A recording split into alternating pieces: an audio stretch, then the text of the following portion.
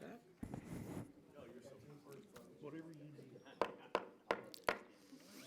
The Subcommittee on Health will now come to order. Good morning, colleagues. I hope you all had a wonderful Thanksgiving. Come back refreshed, and welcome to our witness and to the audience that's in the room. Thank you. The chair now recognizes herself for 5 minutes for an opening statement. Every day, Americans trust that the shampoo, the toothpaste, the deodorant, for some of us, the makeup that's used, that this is all safe.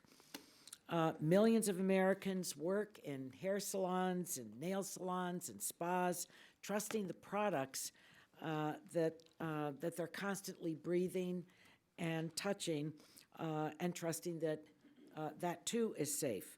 Most businesses in the $80 billion cosmetic industry argue that these ubiquitous products are safe and should be trusted. But that trust isn't based on independent reviews, ingredient lists, the threat of recall, or the public reporting of bad reactions. Instead, the only thing standing between Americans and a dangerous cosmetic product is an 80-year-old federal law. The 30 employees at the FDA's Office of Cosmetics and Colors and strongly worded letters from the FDA. To put it bluntly, we don't know what's in our cosmetics, and what we don't know could hurt us. An American child goes to the emergency department every 2 hours due to harmful exposure to personal care and beauty products. Salon workers, often minority women, face serious health threats from potential toxins in cosmetics. Nail polish has been linked to serious health and respiratory problems for nail technicians. Epidemiological studies since the 1980s have found that hairstylists are at risk for skin and respiratory diseases, birth defects, and also miscarriages. With the lack of federal authority, the cosmetic industry regulates itself. The Personal Care Products Council represents 600 member companies and provides support to the industry to improve product safety, but the council faces potential conflicts as it tries to balance consumer safety with recommendations that could cut into its members' profits. Some states have stepped up to the challenge. My state, California, and independent health groups like the California Healthy Nail Salon Collaborative have had to fight to make sure nail salons offer products free of the toxic trio of formaldehyde, DPB, and toluene. This advocacy led to the California Safe Cosmetics Act, which was the first state law to regulate cosmetic manufacturers. The 2005 law requires manufacturers to supply health-related information about cosmetic ingredients and regulates the products used in salons. In California, Proposition 65, everyone in California knows what Prop 65 is, requires businesses to warn Californians about significant exposures to chemicals that cause cancer, birth defects, or other reproductive harm. Much of the nation, however, is still unprotected. The FDA reports that it physically inspected only a few hundred of the nearly 3 million imported cosmetic shipments into our country.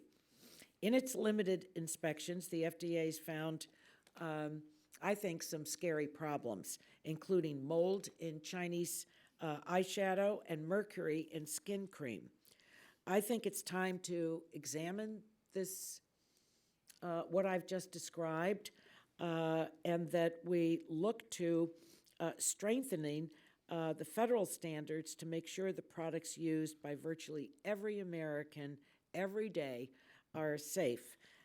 And I look forward to working with my colleagues on this issue. The chair now recognizes Dr. Burgess, the ranking member of the subcommittee, for his 5-minute opening statement. And I thank the chair, and we are convened here today to discuss the issue of cosmetics regulation by the Food and Drug Administration. a topic that Congress has debated over the course of the past several years.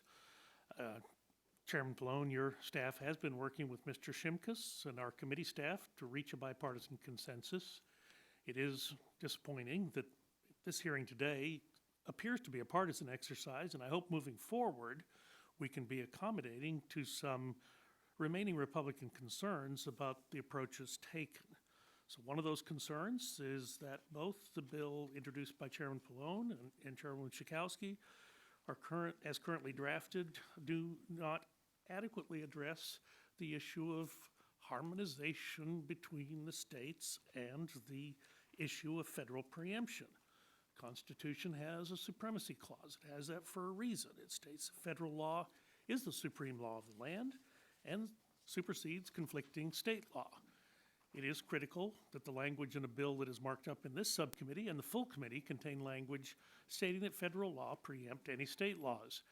This patchwork, which would inhibit harmonization of states regarding cosmetics, would be complicated and certainly from the consumer standpoint, disruptive and confusing. Regulations would not enable competition, but discourage it, especially for small businesses. On that point, another concern that has been raised on this side of the dais is that these bills do nothing to exempt small business from new FDA registration requirements. Cosmetics should be safe for consumers, but a retiree who makes cosmetics in his or her living room or home shop as a hobby, or someone who is trying to start a new cosmetics business to market on a small local scale, if this legislation is passed, would have to register with the FDA.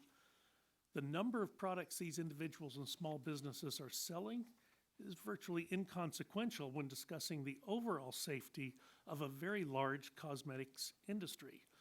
Ms. O'Donnell of the Handcrafted Soap and Cosmetic Guild will explain this in more detail on the second panel with her testimony. We can have conversations about what is a meaningful ingredient review process at the FDA. If there are ingredients that are proven to be unsafe, then it would be best for consumers that they not be included in cosmetics products. I'm interested to hear from our witness what would be necessary to create a process that would be realistic for the FDA to conduct and helpful, not harmful, to the industry and to consumers. Additionally, I am concerned that H.R. 4296 outright bans some type of testing, animal testing, when there is currently no accepted alternative. Look, I live in a household with multiple pets. I understand the moral issues that many people have with animal testing, but I also have concerns about products coming on the market that have not been adequately tested. So we need to add to all of this the discussion as to whether or not we can substitute another kind of testing. So in conclusion, I'm disappointed it's a partisan hearing. I hope that as this bill continues to move through the subcommittee and full committee, that it can involve both sides of the dais.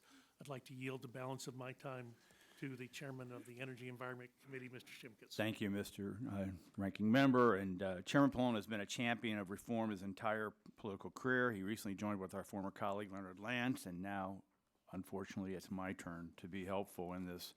I want to thank Chairman Pallone for continuing to work with us to develop bipartisan product to create uniform framework for cosmetic product regulation based upon science in which both consumers and businesses can have confidence. I think businesses should have the certainty that legal products they manufacture for commerce in Illinois should be legal in New Jersey and every other state. That is the basis of the Interstate Commerce Clause, and that is our primary reason why we have this committee of jurisdiction, is the Interstate Commerce Clause. And I think American consumers want to know or already believe that someone is taking a look at these products to ensure safety. We engaged on a similar journey a few years ago to consolidate the responsibility for evaluating the safety of toxic substances through the enactment of the Frank R. Lautenberg Chemical Safety for the 21st Century Act. Given the desire of both industry and consumer reform of our nation's cosmetic law, I'm hopeful we can apply the same mentality and fortitude that proved to be successful process for TSCA and implement legislation to recognize FDA as the most competent regulator when it comes to cosmetic products sold in the United States. And I yield back my time. The gentleman yields back. The chair now recognizes Mr. Pallone, the chairman of the full committee, for his 5 minutes opening statement. Thank you, Chairwoman Eshoo. I don't know why you said unfortunately. You're the obvious person to be dealing with this on a bipartisan basis after what you did with Tosca, and that's the only way we ultimately will get it done. So I appreciate your taking up the mantle, but I want you to be happy about it. Let me also mention that, this committee has had a long history of bipartisan efforts on FDA reform. I don't know how many years ago, but a few years ago, between Congressman, our chairman, John Dingell, and our chairman, Henry Waxman, and myself and others put forth a whole series of things on FDA reform, which we got accomplished. One was with prescription drugs and others with food safety, and it was bipartisan. They were signed into law. And this is really the only thing that remains is cosmetics in terms of that effort that started out with our two giants, Dingell and Waxman. And so we have two legislative proposals that empower the Food and Drug Administration to more effectively regulate cosmetic and personal care products. The one draft that I put out and the other that Jan Schakowsky has introduced as legislation. Consumers today assume that the cosmetic products they purchase are safe and appropriately regulated, but unfortunately that isn't always the case. The truth is that Congress has not updated FDA's authority to regulate the multi-billion-dollar cosmetic industry in over 80 years. And this is especially concerning considering the industry's exponential growth. Today, we actually have a situation where the average American woman uses 12 personal care products a day, and nearly all Americans, male or female, use at least one personal care product daily. Yet under the current system, FDA does not have the tools or resources it needs to ensure these products are safe for consumers. For example, FDA does not have the authority to require companies to report adverse events associated with their products. It can't issue a mandatory recall for products if there are concerns the product could be harmful to consumers, and it can't ensure foreign suppliers are complying with good manufacturing practices or using ingredients that are safe for cosmetic use. These are all giant gaps in consumer safety that we have to address. One particularly alarming example of the shortcomings of the current system involves asbestos-tainted products marketed to kids and teens. Earlier this year, FDA detected asbestos in products manufactured by both Claire's and Justice Retail, two chains that primarily market their products to kids and teens. And after FDA notified Claire's of its findings, it took nearly a week for the company to agree to take their asbestos-tainted products off the store shelves. I don't think that's acceptable, but unless we equip FDA with the tools and resources the agency needs, we're going to continue to see frightening issues with these products for years to come. So my bill seeks to update FDA's authority and provide the agency with resources it needs to properly oversee the market.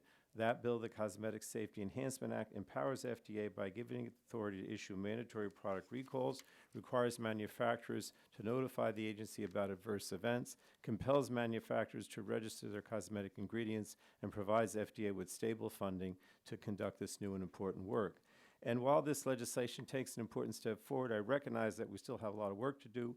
Over the past few weeks, I've worked in good faith with colleagues on both sides of the aisle, FDA, industry, and other stakeholders, to make changes to the ingredient review and user fee frameworks. And I know with our work, there is not done, and moving forward, I intend to continue to work to get this language right. I also understand that my colleagues and industry stakeholders still would like to see preemptive language added to the bill. I hope we can work together to draft language that will protect state laws, preserve the ability of individuals to hold industry accountable when they're harmed, and at the same time provide certainty to industry about the rules and requirements. I have more, but I want to stop now because I want to yield the remainder of my time to Ms. Schakowsky, who's taken a leadership on this as well. Thank you, Mr. Chairman. Cosmetics are one of the most used and yet least regulated consumer products on the market. The $84 billion cosmetic industry uses roughly 12,500 unique chemical ingredients in their products with almost no oversight. These chemicals include formaldehyde and PFAS. The average woman uses about 12 personal care products, men about 6. But it was also found that a product that is marketed mostly to young black girls was tested. It was a shampoo called Just For Me that is the most toxic product that is on the market right now. And these exposures are linked to cancer, infertility, asthma. Am I out of town? I wanted to just say that both the chairman and myself do have legislation. It is time to act. It is the legislation that has a name that is regulated, and yet it is not regulated, and we need to move aggressively right now to protect. There is no question that unregulated cosmetic industry is a public health hazard. And I yield back.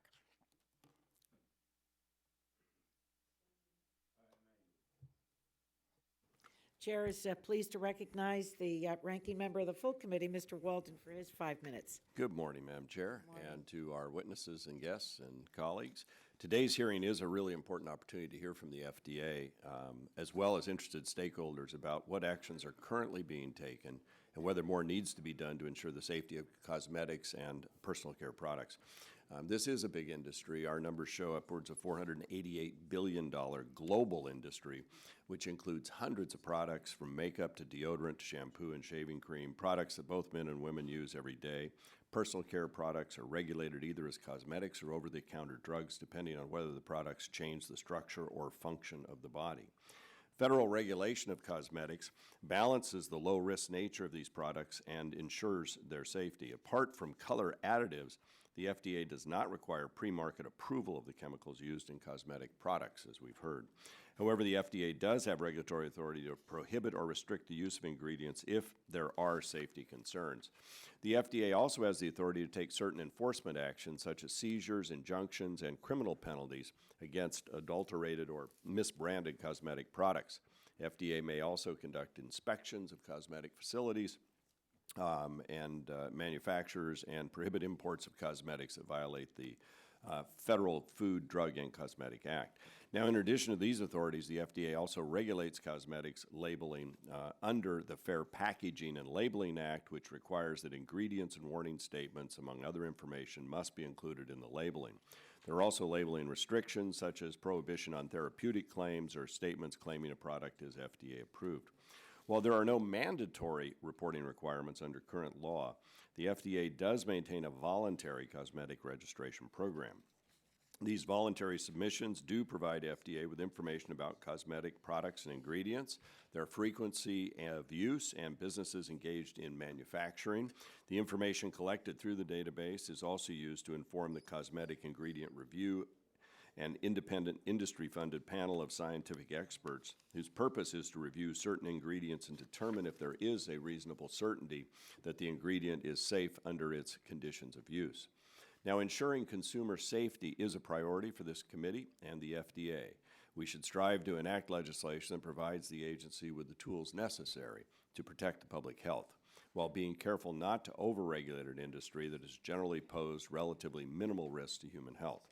I know getting this policy right is a top priority of Chairman Pallone and others on the committee. I appreciate his efforts and commitment to reaching out in a bipartisan way to achieve consensus on workable cosmetics legislation, but I do believe, as he mentioned, there's additional work we have to achieve.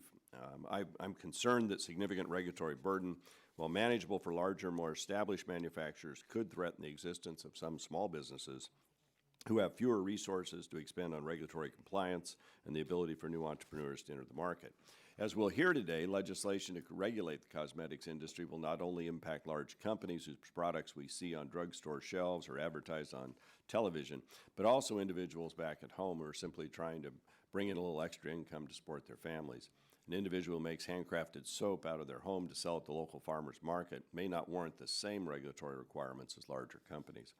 Additionally, some states have passed or are considering legislation that would restrict or dictate which ingredients can be in cosmetics products, which, if continued, will lead to an unworkable patchwork of differing product requirements. So if FDA determines after a thorough scientific-based review that an ingredient is safe, states should not be able to decide otherwise and impose additional requirements or restrictions on such an ingredient. to provide FDA with new authorities and the ability to make determinations on ingredient safety while allowing states to continue to impose new requirements would not only undermine the federal legislation, but it also could put FDA's determinations in dispute and lead, frankly, to a lot of consumer confusion. Currently, both bills being considered today lack strong national standards language. I hope to continue to work with the chairman to find a path forward on this issue.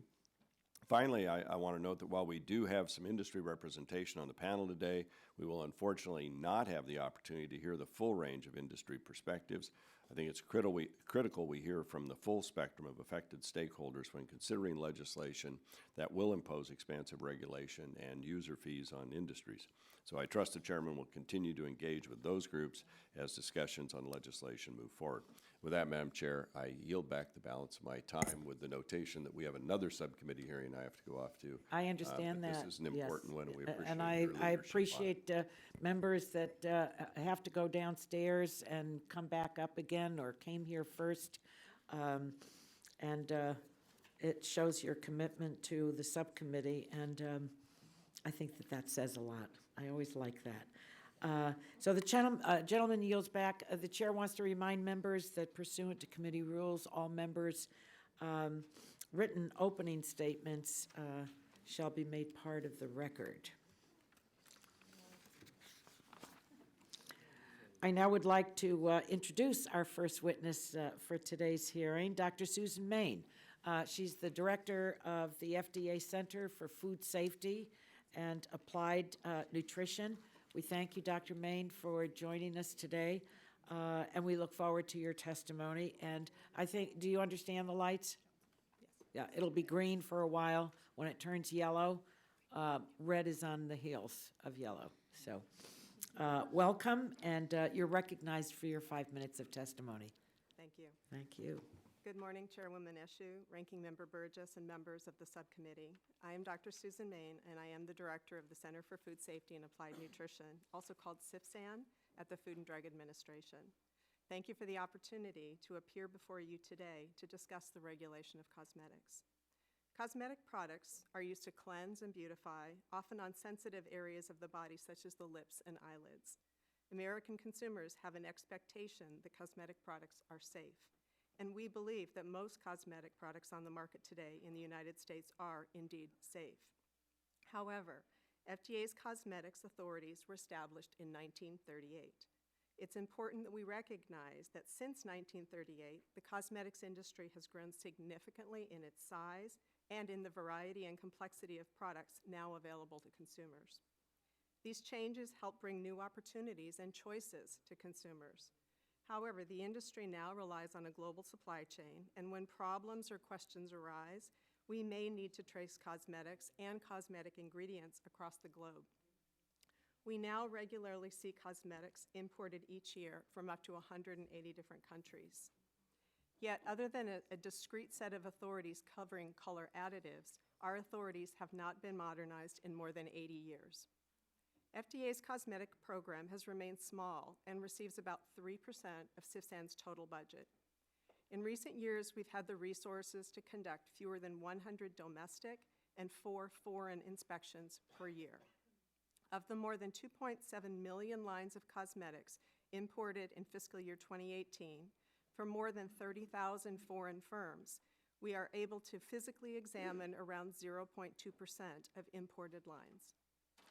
While it will be up to Congress whether to provide the FDA with additional authorities and/or resources to regulate cosmetics, it is important that the subcommittee and the American public understand the scope of the current cosmetics program.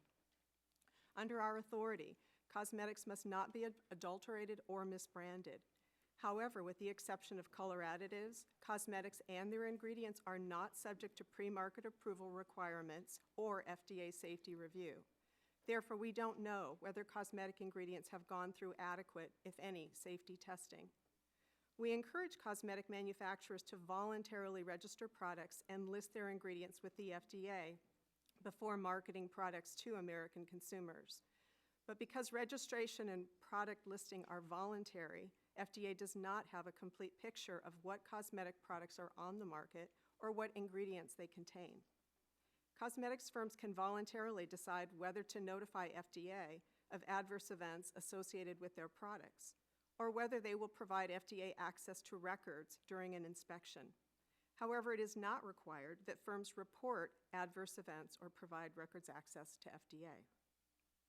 FDA has issued a draft guidance on good manufacturing practices for cosmetic products, though firms are not required to follow good manufacturing practices. FDA works with firms to voluntarily recall a product when we identify a safety issue, as we have been doing with talc-containing cosmetic products contaminated with asbestos. However, we do not have mandatory recall authority for cosmetic products. It is FDA's experience that most firms are responsible actors. They care about consumer safety and the reputations of their brands. When a safety problem occurs, however, FDA is reliant on a company's willingness to voluntarily provide us with information to aid in our inquiry. In our experience, we are not always able to compel companies to give us all the information we request to aid in our investigation, and we have limited recourse to address the problem. While Congress continues to explore modernizing the regulation of cosmetics, the committee should keep in mind the basic elements of a modern regulatory framework to protect public health. Mandatory registration and listing of products and their ingredients, so the agency knows who's making the regulated products and what's in them. Explicit authority to establish good manufacturing practice regulations. Mandatory company reporting of adverse events. Access to records during routine or for-cause inspections. Mandatory recall authority. Mandatory disclosure of known cosmetic allergens on a product's label. And sufficient additional resources to implement these public health protections. And if an ingredient review program is a priority for the committee, the program should be meaningful and workable. Thank you again for the opportunity to testify before the subcommittee. I look forward to answering any questions. Thank you very much, Dr. Main. We're now going to move to member questions, and each member knows that they'll have 5 minutes to ask questions of Dr. Main, and I'll start by recognizing myself for 5 minutes. I read your testimony, Dr. Main, and now listened to it, and I can't help but begin by just making a statement. This sounds like a division or a part of FDA that is kind of in name only.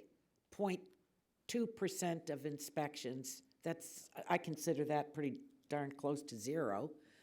You don't have the authorities or the dollars to do anything. Everything is voluntary. So it seems to me that the subcommittee is going to have to consider how to build this out and what we want, because there really isn't, there's very little in place. I don't even know what the little is. But I want to ask some questions of you, and a simple yes or no is fine. The FDA's authority over the safety of baby lotion. First, can the FDA require a review of baby lotion for safety before it comes to market? No, we cannot. Can the FDA require the manufacturer not to use a toxic ingredient, for example, formaldehyde, in its baby lotion? No. Is the manufacturer required to register with the FDA before selling its baby lotion? No. So I think my first statement is becoming truer. Once the baby lotion comes to market, can the FDA require safety information about the baby lotion? No. If the baby lotion has caused bad reactions in the babies, can the FDA require a recall? No. If the manufacturer is aware of the baby's bad reactions, would the manufacturer be required to report that to the FDA? No. Well, I think everybody's paying rapt attention here. In our country today, could cosmetic products for sale to use on children or infants with unknown ingredients and no safety review? If the product is dangerous, the FDA would not be able to require a recall. You already said that. Obviously, we need to, I think, empower the FDA to do more to protect Americans. I mean, given all the no's that you just answered, I think we have a real problem on our hands. I want to divide for a moment the U.S. Industry and what's imported into the country. How would you characterize what's imported? Well, I think the whole host of cosmetic products are imported into this country that we also see in the domestic setting. As I indicated, it's about 2.7 million lines that are imported from approximately 30,000 foreign firms, and it covers the whole gamut of cosmetic products. Now, do a lot of U.S. firms manufacture overseas? I don't have that information. I just know that. Can you get that information for us? Do you know? Would the agency have it? We would be happy to provide what information we have available. I don't know if we have that information, but we're happy to provide whatever we can. What would you, if you were to request of Congress, fill in the blank? I know going back to 2015, there was a request of the FDA during the Obama administration for user fees. Did you ask for expanded inspections? And if so, what was the standard that you were moving to? Was there anything else that you requested? Because there really is nothing going on now. Yeah, we're about at zero, so. So I would say, in this case, we are happy to work with the committee on the legislation. It is important to us, if we do get these new authorities, that it be appropriately resourced. We're going to. Well, no, we understand that. We understand. Every agency says that. We understand that. But were there any other requests that you have made of the Congress 2015 forward? I would say, again, the important things from our perspective are the modern elements of a regulatory framework that I alluded to in my statement. Those are the important things for us to be able to regulate in a modern regulatory. And you asked for that, or you're saying you agree with the bill? I want to know if FDA, maybe this is a better way to ask, has FDA been proactive in asking for certain authorities, given the experience that you've had and the inability to respond to whatever is happening in the country, whether it's imported or whether it's domestic? I can't speak to what happened in 2015, but what I can say is we're committed and eager to work with the committee and moving forward with a modernized regulatory. It's a non-answer. Thank you. All right. My time is up. The chair will now recognize Dr. Burgess for his 5 minutes to ask questions. Thank you, and Dr. Main, thank you for being here. Welcome to our humble subcommittee. Congratulations to the FDA, by the way. Your administrator designate apparently cleared a hurdle in the other body, and that's good news. Look forward to his tenure. Being a fellow Texan, I think anytime we get a Texan in charge of a federal agency, that's a good day for me. So we just heard a litany of questions on baby lotion. So can I just ask you, under current law, what is the process for informing and advising consumers of an identified health risk? So we would use our authorities to, if we had concerns about a product, for example, we may get some adverse event reports. That may lead to an inspection of a facility. That may lead to some product sampling, and that may lead to some concerning findings. If we do find concerning findings in a product, we would typically go to the firm, ask for a voluntary recall of that product. If the firm did not agree to do the recall, we would put a consumer safety advisory out. And so we would use our authorities to inform consumers about any health concerns that we had based upon that process. Well, thank you for clarifying, because the end result of that series of questions was that the FDA, your part of the FDA would not do anything, but that's not actually the case. So you would take several actions. And a company that, say, manufactured a baby lotion would want to not receive that designation that you ended up with. Is that correct? Is there aversion from the industry itself to getting that negative designation from your branch of the FDA? I mean, I can only assume that they would want to protect their brand. Yeah, I think so too. Other than the baby lotion example, are there any other examples that you can think of quickly as to other types of health risks that have been identified and dealt with?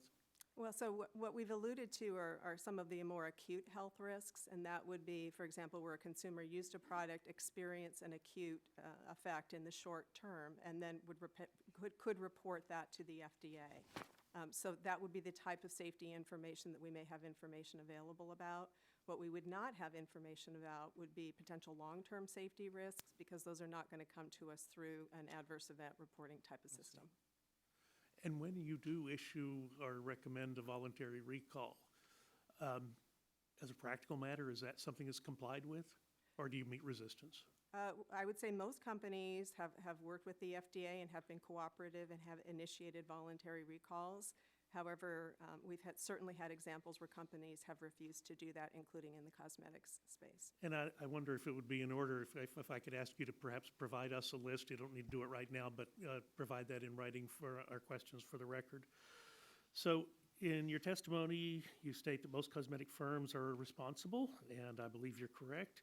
They're concerned about consumer safety and the reputation of their brands.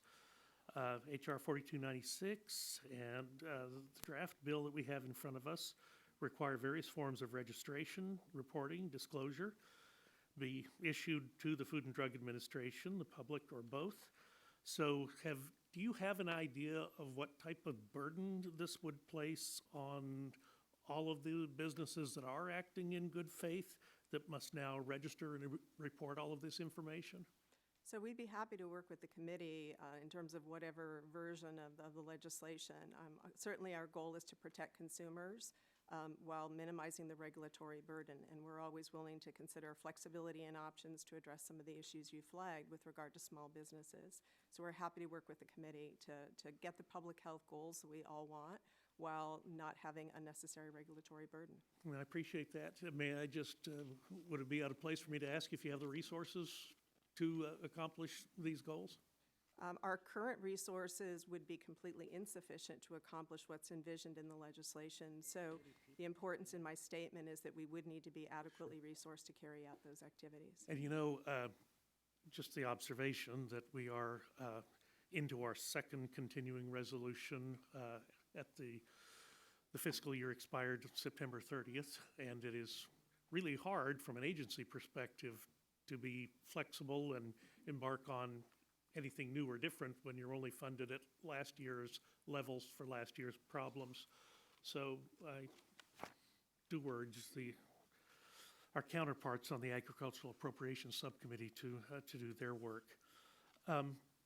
You brought up the issue of talc, and let me just ask you, can you explain the FDA's recent actions and the ongoing efforts to address talc? And further, has that investigation been concluded, or is it still underway? So we are aware that talc is mined from areas where there can be asbestos also co-located in the same area. So we have been testing cosmetic products that contain talc in order to see if there is the presence of asbestos. We did some testing in 2009, 2010. We tested 34 different products, different types of cosmetics. We found none of those products contained any asbestos from that testing. I'm sorry, how many? 0 out of 34 in our 2009-2010 testing. We did another round of testing starting in 2017, going up until the current time. We collected 50 different samples of cosmetic products. In that particular testing, we did find the evidence of asbestos in certain products that I think you're all aware of. We immediately pursued the approaches I described earlier, notifying the company, asking for voluntary recall, notifying consumers that we were concerned about the safety of those products. And was that voluntary recall complied with? The voluntary recalls were complied with in most circumstances. Again, there was one circumstance involving a company where they did not comply with the voluntary recall, so we went with the Consumer Safety Advisory. Very well. Thank you. I have additional questions. I'll submit them for the record. To thank the ranking member. His time has expired. Pleasure to recognize the gentlewoman from California, Ms. Matsui. Thank you very much, Madam Chair, and I want to thank the witness for appearing here today. You know, I'm really pleased that we're taking much-needed steps to bring FDA's oversight of cosmetics into this 21st century. Consumers really deserve the confidence that everyday personal products won't harm them or their families. Now, as Americans, we assume that the products we buy are safe, and most cosmetics are safe, but we must be scrupulous in exposing bad actors. You know, I'm highly concerned that product recalls, mandatory risk labeling, and adverse event reporting are entirely voluntary measures for the cosmetics industry. The issue we are discussing today is particularly important to my home state, where Absent federal regulation, California has been a leader in taking aggressive steps to ensure consumer safety for cosmetics. California's Safe Cosmetics program requires that companies disclose to the Department of Public Health chemical ingredients intentionally added to their products that are known or suspected to cause cancer, birth defects, or other reproductive harm. Since 2009, over 600 cosmetic companies have reported to the Safe Cosmetics program on the sale of more than 75,000 beauty and personal care products in California. We build a robust ingredients database through which numerous tests have confirmed that lead and asbestos frequently contaminate certain cosmetics. Aside from some labeling requirements, cosmetics at the federal level are largely self-regulated when it comes to demonstrating safety and disclosing ingredients. You mentioned in your testimony that only 1/3 of cosmetic manufacturers voluntarily file cosmetic product ingredient statements. Are there specific chemicals, like those included in California's Prop 65 list, that must be disclosed to FDA? The ingredients in a product must be disclosed on the label of the product, so we have access to what the ingredient labels indicate on those products, as do consumers. The exceptions are fragrances and flavors where the actual ingredients do not have to be disclosed. So these ingredient statements are made available to the public, all of them? The required labeling is that the ingredients in cosmetic products be displayed on the label, with the exception of fragrances and flavors. Okay, so for non-reporting manufacturers, does FDA proactively seek any information on hazardous and potentially hazardous ingredients in these products? And by non-reporting, you mean non-registered facilities? Yes, no, we do not. Okay, California's Safe Cosmetics program requires manufacturers to disclose potentially harmful ingredients and makes this information publicly available. You know, you've discussed limitations in FDA's authority and resources. From your perspective, would a federal ingredients disclosure standard like California's law help alleviate challenges to protecting consumer health?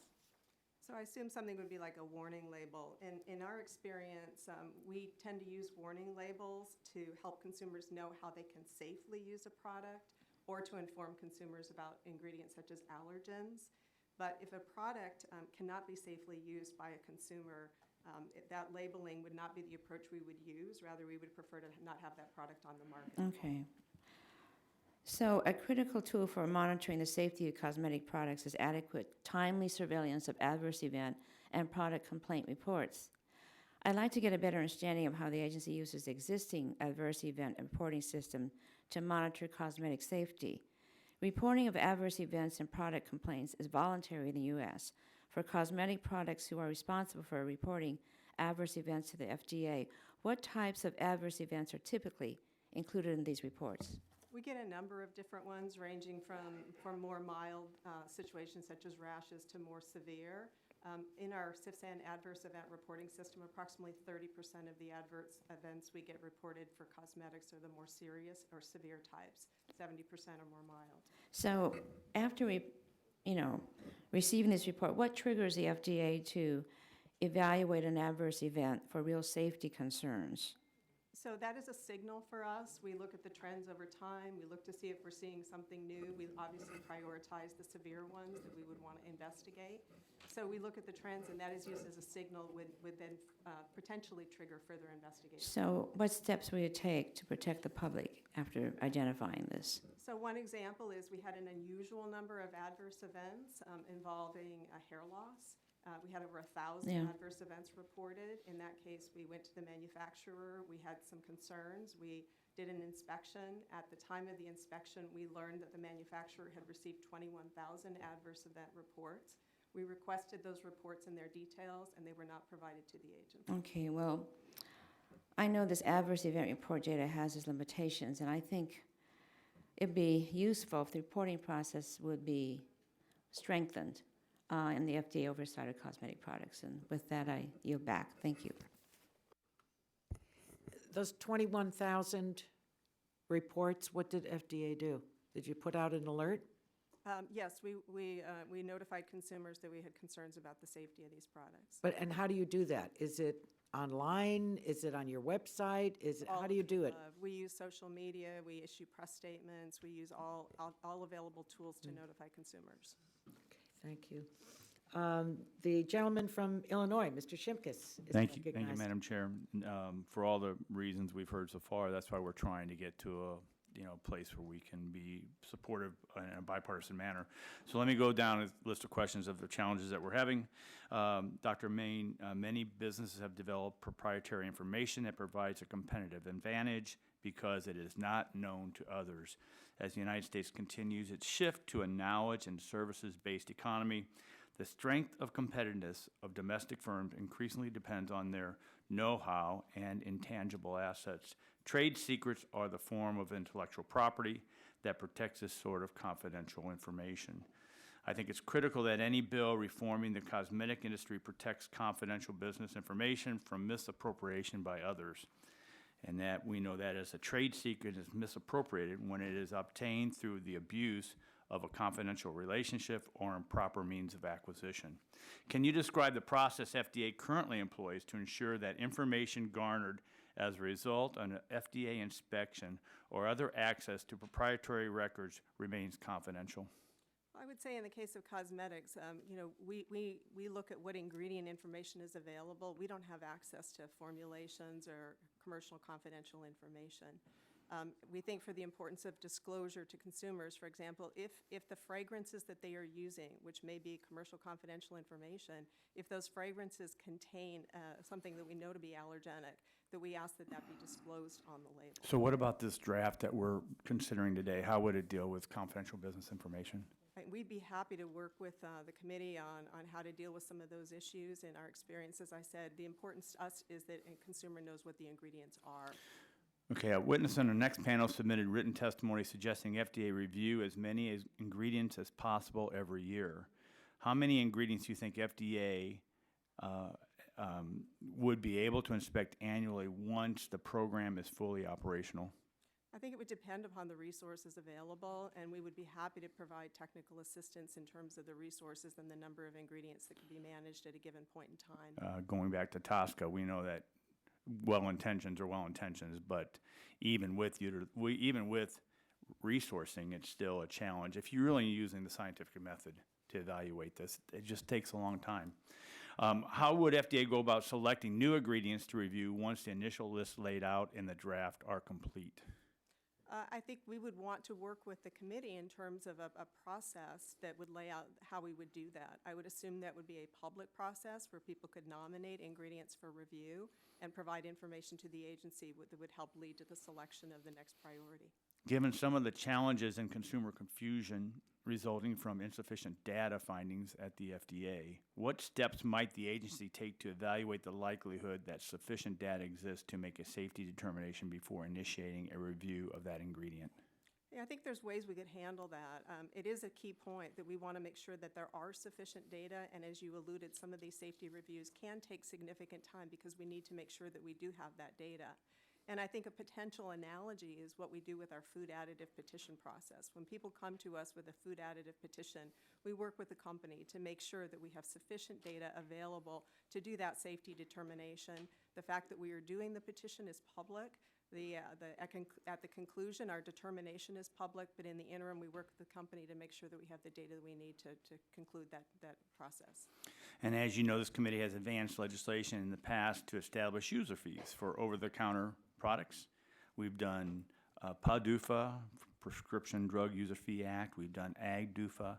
You've heard it here first. Now we've got CUSUVA, right? Cosmetic User Fee Act, and I'm going to brand that myself.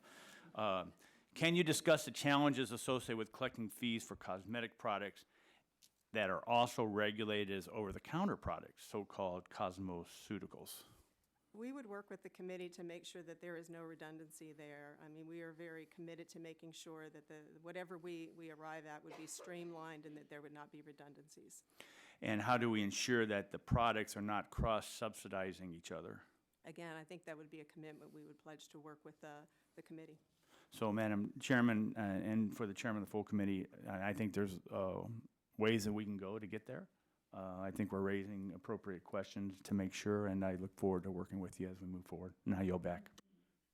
The gentleman yields back. I agree with you, and this is it's just an area that's wide open. It really requires protocols, new laws, and all of that, and we thank the gentleman for the work that he's done on it. Pleasure to recognize the gentlewoman from Florida, Ms. Castor, for her 5 minutes of questions. Well, thank you, Madam Chair, for holding this important hearing today on the cosmetic products that American families use every day. And I want to thank Chairman Pallone and Chairwoman Schakowsky for their ongoing leadership on this issue. Cosmetics are broader than makeup and perfume. They include toothpaste, deodorant, and shampoo, the products that everyone uses every day. So we should be concerned about the safety of these products. Dr. Main, I was struck in your testimony by the estimate that the current cosmetic industry may be larger than $80 billion in annual sales. You also noted in your testimony that over 2.7 million cosmetic products were imported into the U.S., yet only 68,000 cosmetic products have ingredient statements on file with the agency. There appears to be some discrepancies among these figures. Does FDA have reliable data on how many cosmetic products are being sold and distributed in the United States today? We do not, and that's one of the reasons in any legislative bill that we need to get the opportunity in the early years to get the registration and ingredient listing put into place so that we would in fact have that reliable data. It would also mean that if there is a user fee provision, that we need to have the ability to potentially adapt some of those user fee information based upon the data we would get in the first years of the program, because we do not have reliable data on what's out there. So there have been cosmetic ingredient statements filed for over 68,000 products, which you believe represents participation from only 1/3 of manufacturers today. Will you discuss what information is included in the cosmetic ingredient statements and why they are important to the agency's work? I think that the real importance is knowing what's out there in terms of ingredients. So if we have concerns about an ingredient based upon the processes that I described, we have no way of essentially knowing how widely that is used in the marketplace, or even how to notify manufacturers that they may be using an ingredient that we have concerns about. So it would be important to know who they are, where they are located, what they are producing, and what ingredients are in current use. That would be helpful in terms of a modernized framework.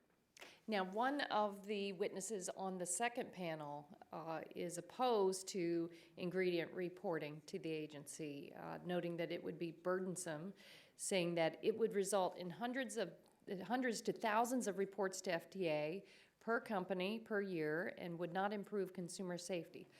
Does FDA agree with this assessment, and does the agency have an estimate of the length of time it takes for entities to file cosmetic ingredient statements today?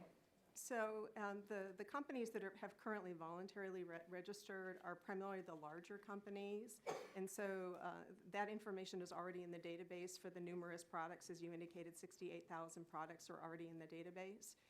If smaller companies are coming in, we anticipate it would be a fairly brief registration to include information about who they are, where they are located, as well as the products that they have. So we anticipate this would be a fairly light regulatory burden, and once it's in the database, it would pre-populate for annual updates. We assume at that point it would be extremely minimal. And this is registration is different from pre-market review, is that correct? Would you explain the difference? So in a pre-market review, a company would come to us with a new ingredient, whatever that may be, some new technology, some nanomaterial, whatever it may be. They would come to us in a pre-market way and say, is it safe for inclusion in cosmetics? We do not have that authority. Instead, what we have is a post-market one, which is after it's been introduced into the market, we may have a concern about a safety, and then we would act. So it's not preventing, it's rather acting once we see evidence of harm. Well, it strikes me as common sense that FDA should have greater information regarding the cosmetic products that Americans use every day, including the ingredients in these products, especially since so many are now imported from countries outside of the United States. So I look forward to continuing to work with the agency on moving this legislation forward. Thank you, and I yield back, Madam Chair. Gentlewoman yields back. It's a pleasure to recognize the gentleman from Missouri, Mr. Long, for his 5 minutes of questions. Thank you, Madam Chair. Dr. Main, if Congress provides the FDA with additional authority to regulate cosmetics, it's important to ensure that those authorities and any safety determinations made by the agency stand nationwide, as this committee has done in other areas. We are starting to see a patchwork of inconsistent state and local requirements for cosmetics that's not helpful for consumers or businesses to operate. Do you think that it's helpful here to establish a national standard for cosmetic regulation at the FDA? So I think what you're getting at is the issue of preemption, and the agency doesn't take a position on preemption.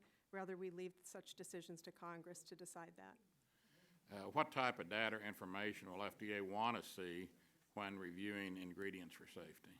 So let me be clear that the ingredients we'd be looking at for safety would be only those that rise to the level of being concerned. So it's not the full gamut of ingredients that are in those products. It's the ones we have concerns about. And in that case, depending upon how they are used, what the usage would be, what we know about those particular compounds, the type of data would vary. But we want to be confident that both for short-term as well as long-term safety, that we have the evidence to substantiate the safety. So how does one rise to the level of becoming a concern?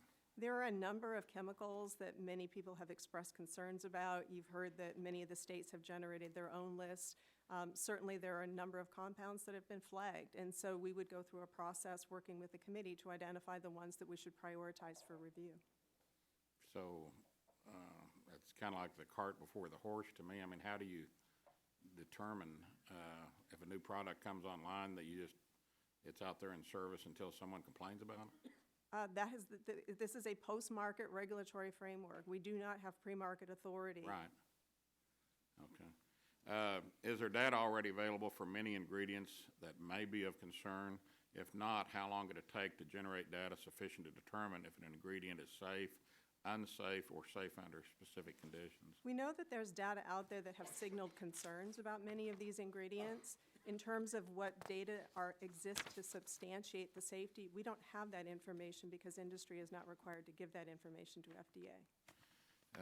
In 2018, according to my research, over 2.5 million lines of cosmetic products were imported into the U.S. 2.5 million different lines imported into the U.S., which is an increase of more than 1 million product lines over the last 10 years.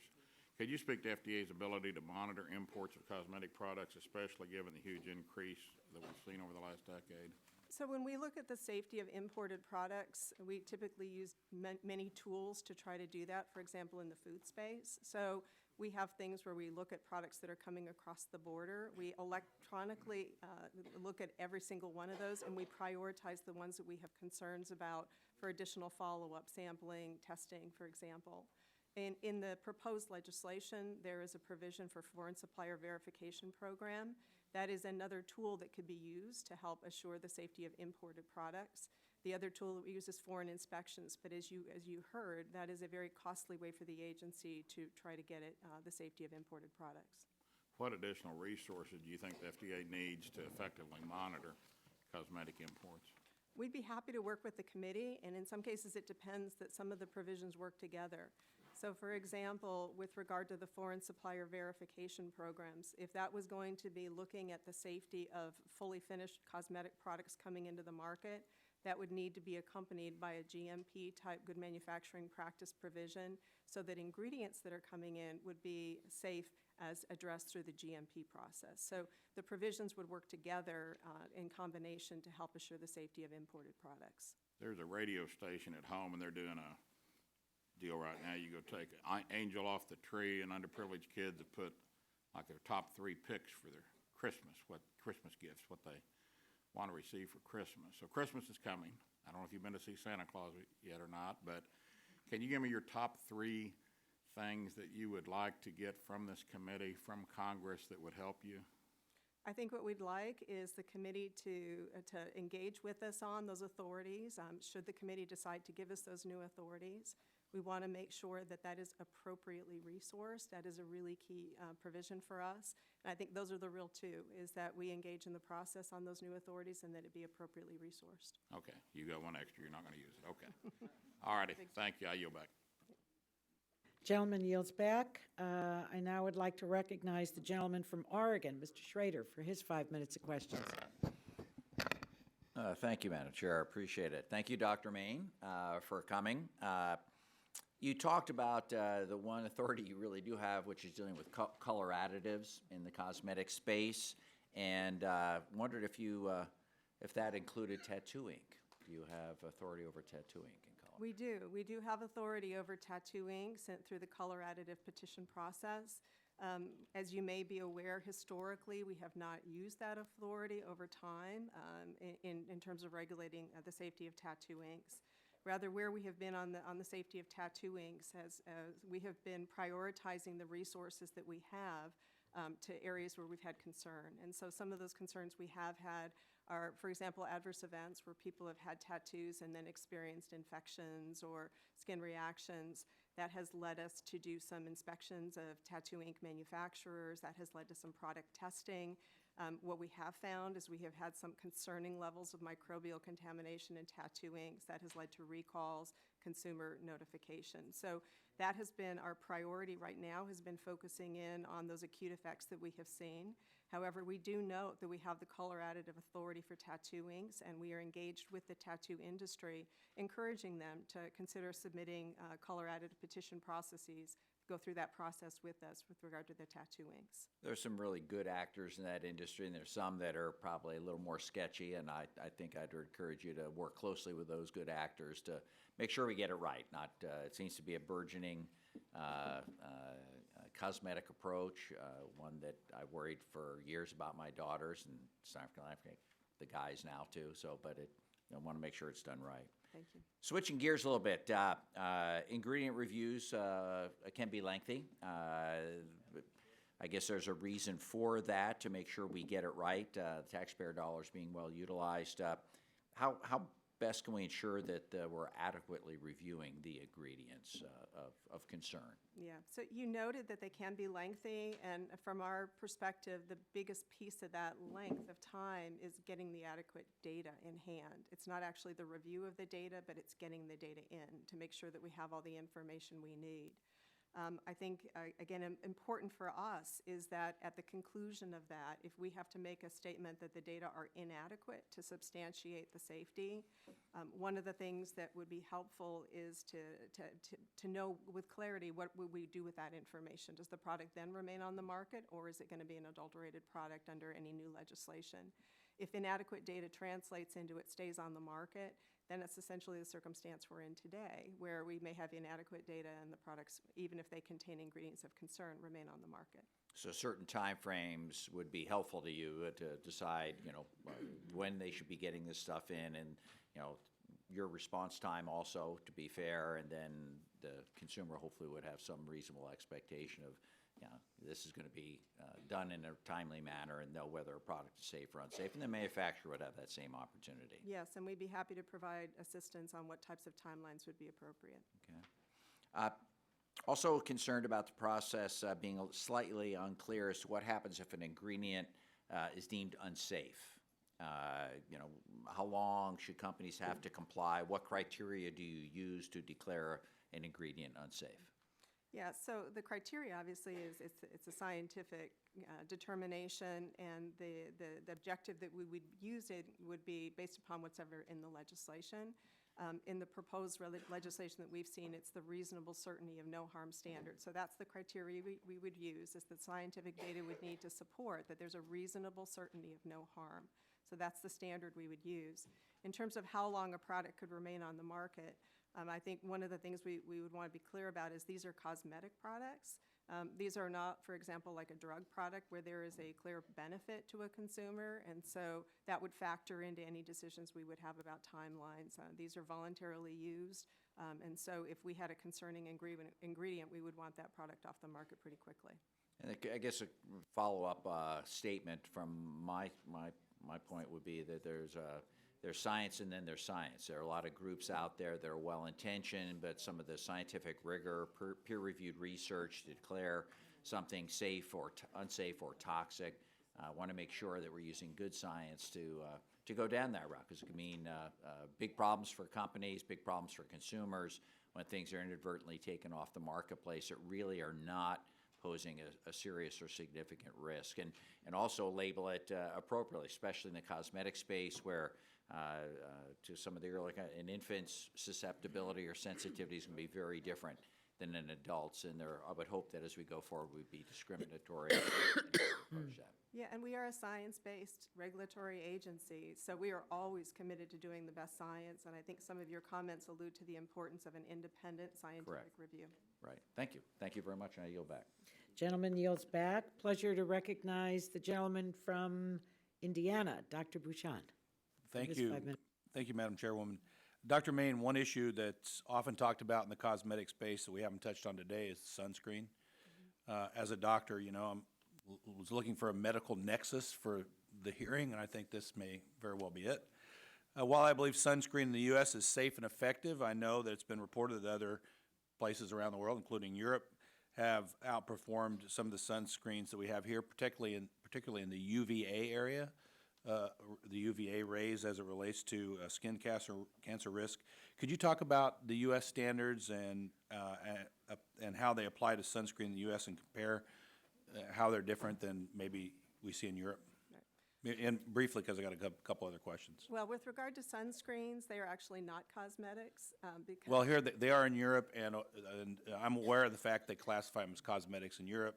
In the United States, they're considered over-the-counter drugs. Yeah, So, so that is not my center. That is a different part of the FDA, and we would be happy to work with you, have Yeah, okay. those staff work with you. to So answer your you're not going to be able to answer my questions then? No.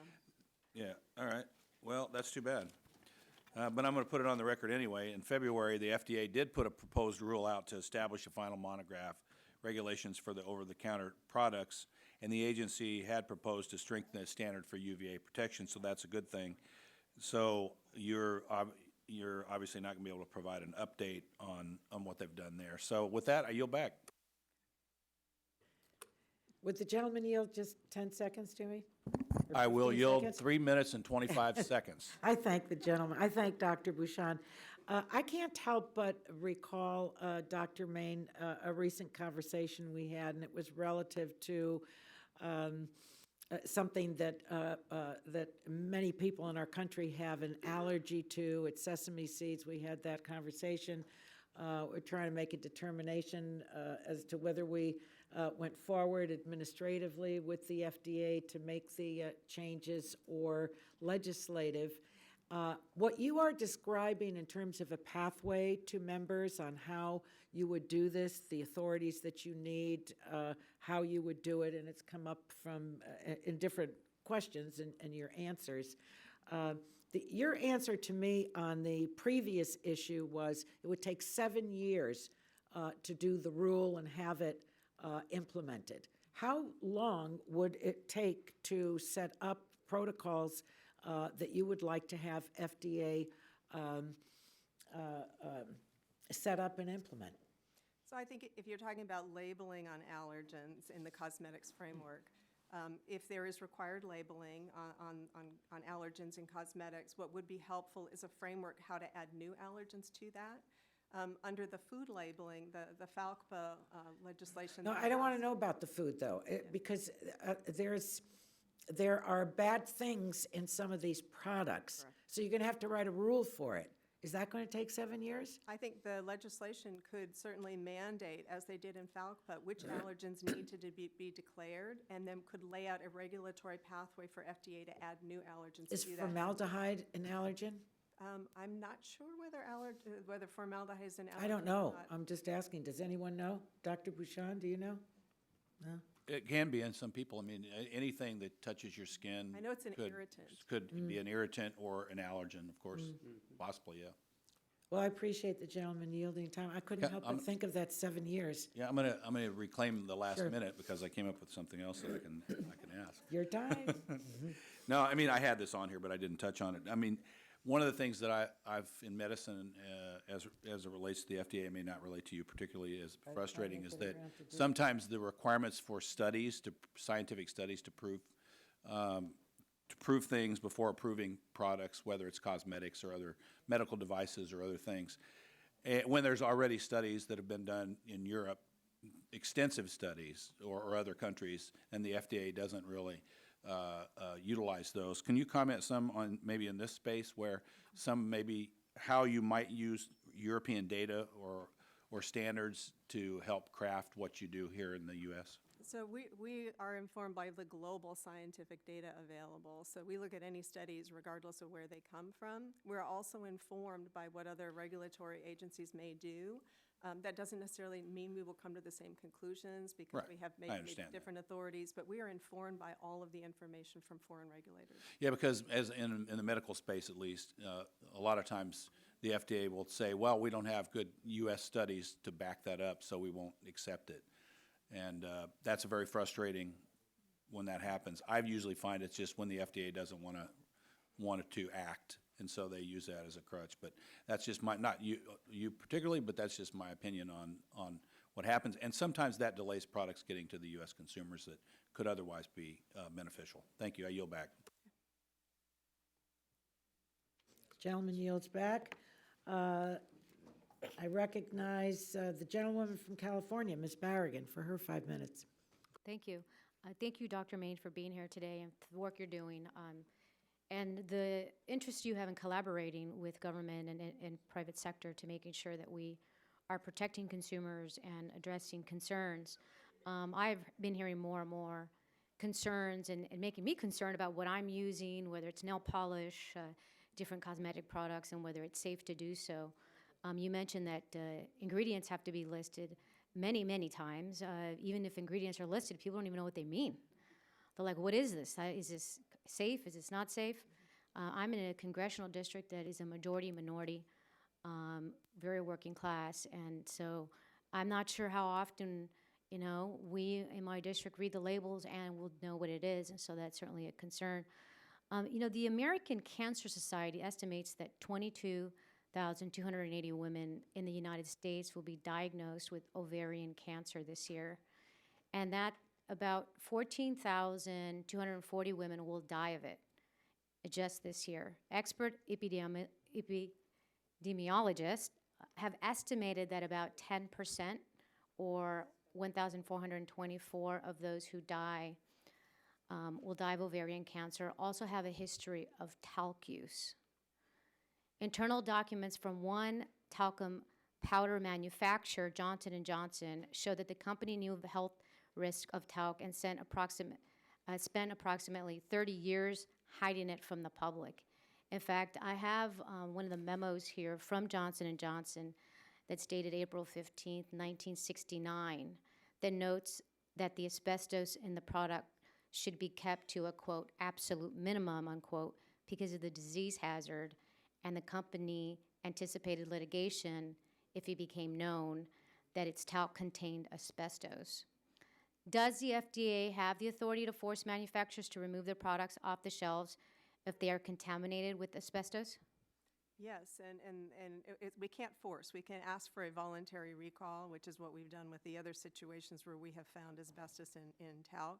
So if we test it and we find asbestos, we would seek a voluntary recall, as I've indicated in most cases, including with Johnson & Johnson. They complied with a voluntary recall. So there's never been an instance where the FDA actually has been able to force No, we don't somebody have from removing a mandatory product. recall authority.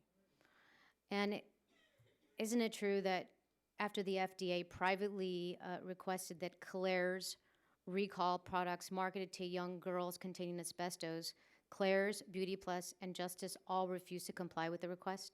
I don't think that is correct. I believe there was one company that refused, but not all three. Do you know which company that was? My recollection is that Claire's did not agree to the voluntary recall. Thank you. I was disappointed to see, like with many other issues, that there are substantial racial disparities when it comes to the dangers associated with the cosmetic products. A study by the Environmental Working Group found that African American women use products at a higher rate than white women, and what they used was proportionately less safe. Testing 1,177 products targeted for sale to African American women, the results showed that 1 out of 12 products were rated highly hazardous to human health.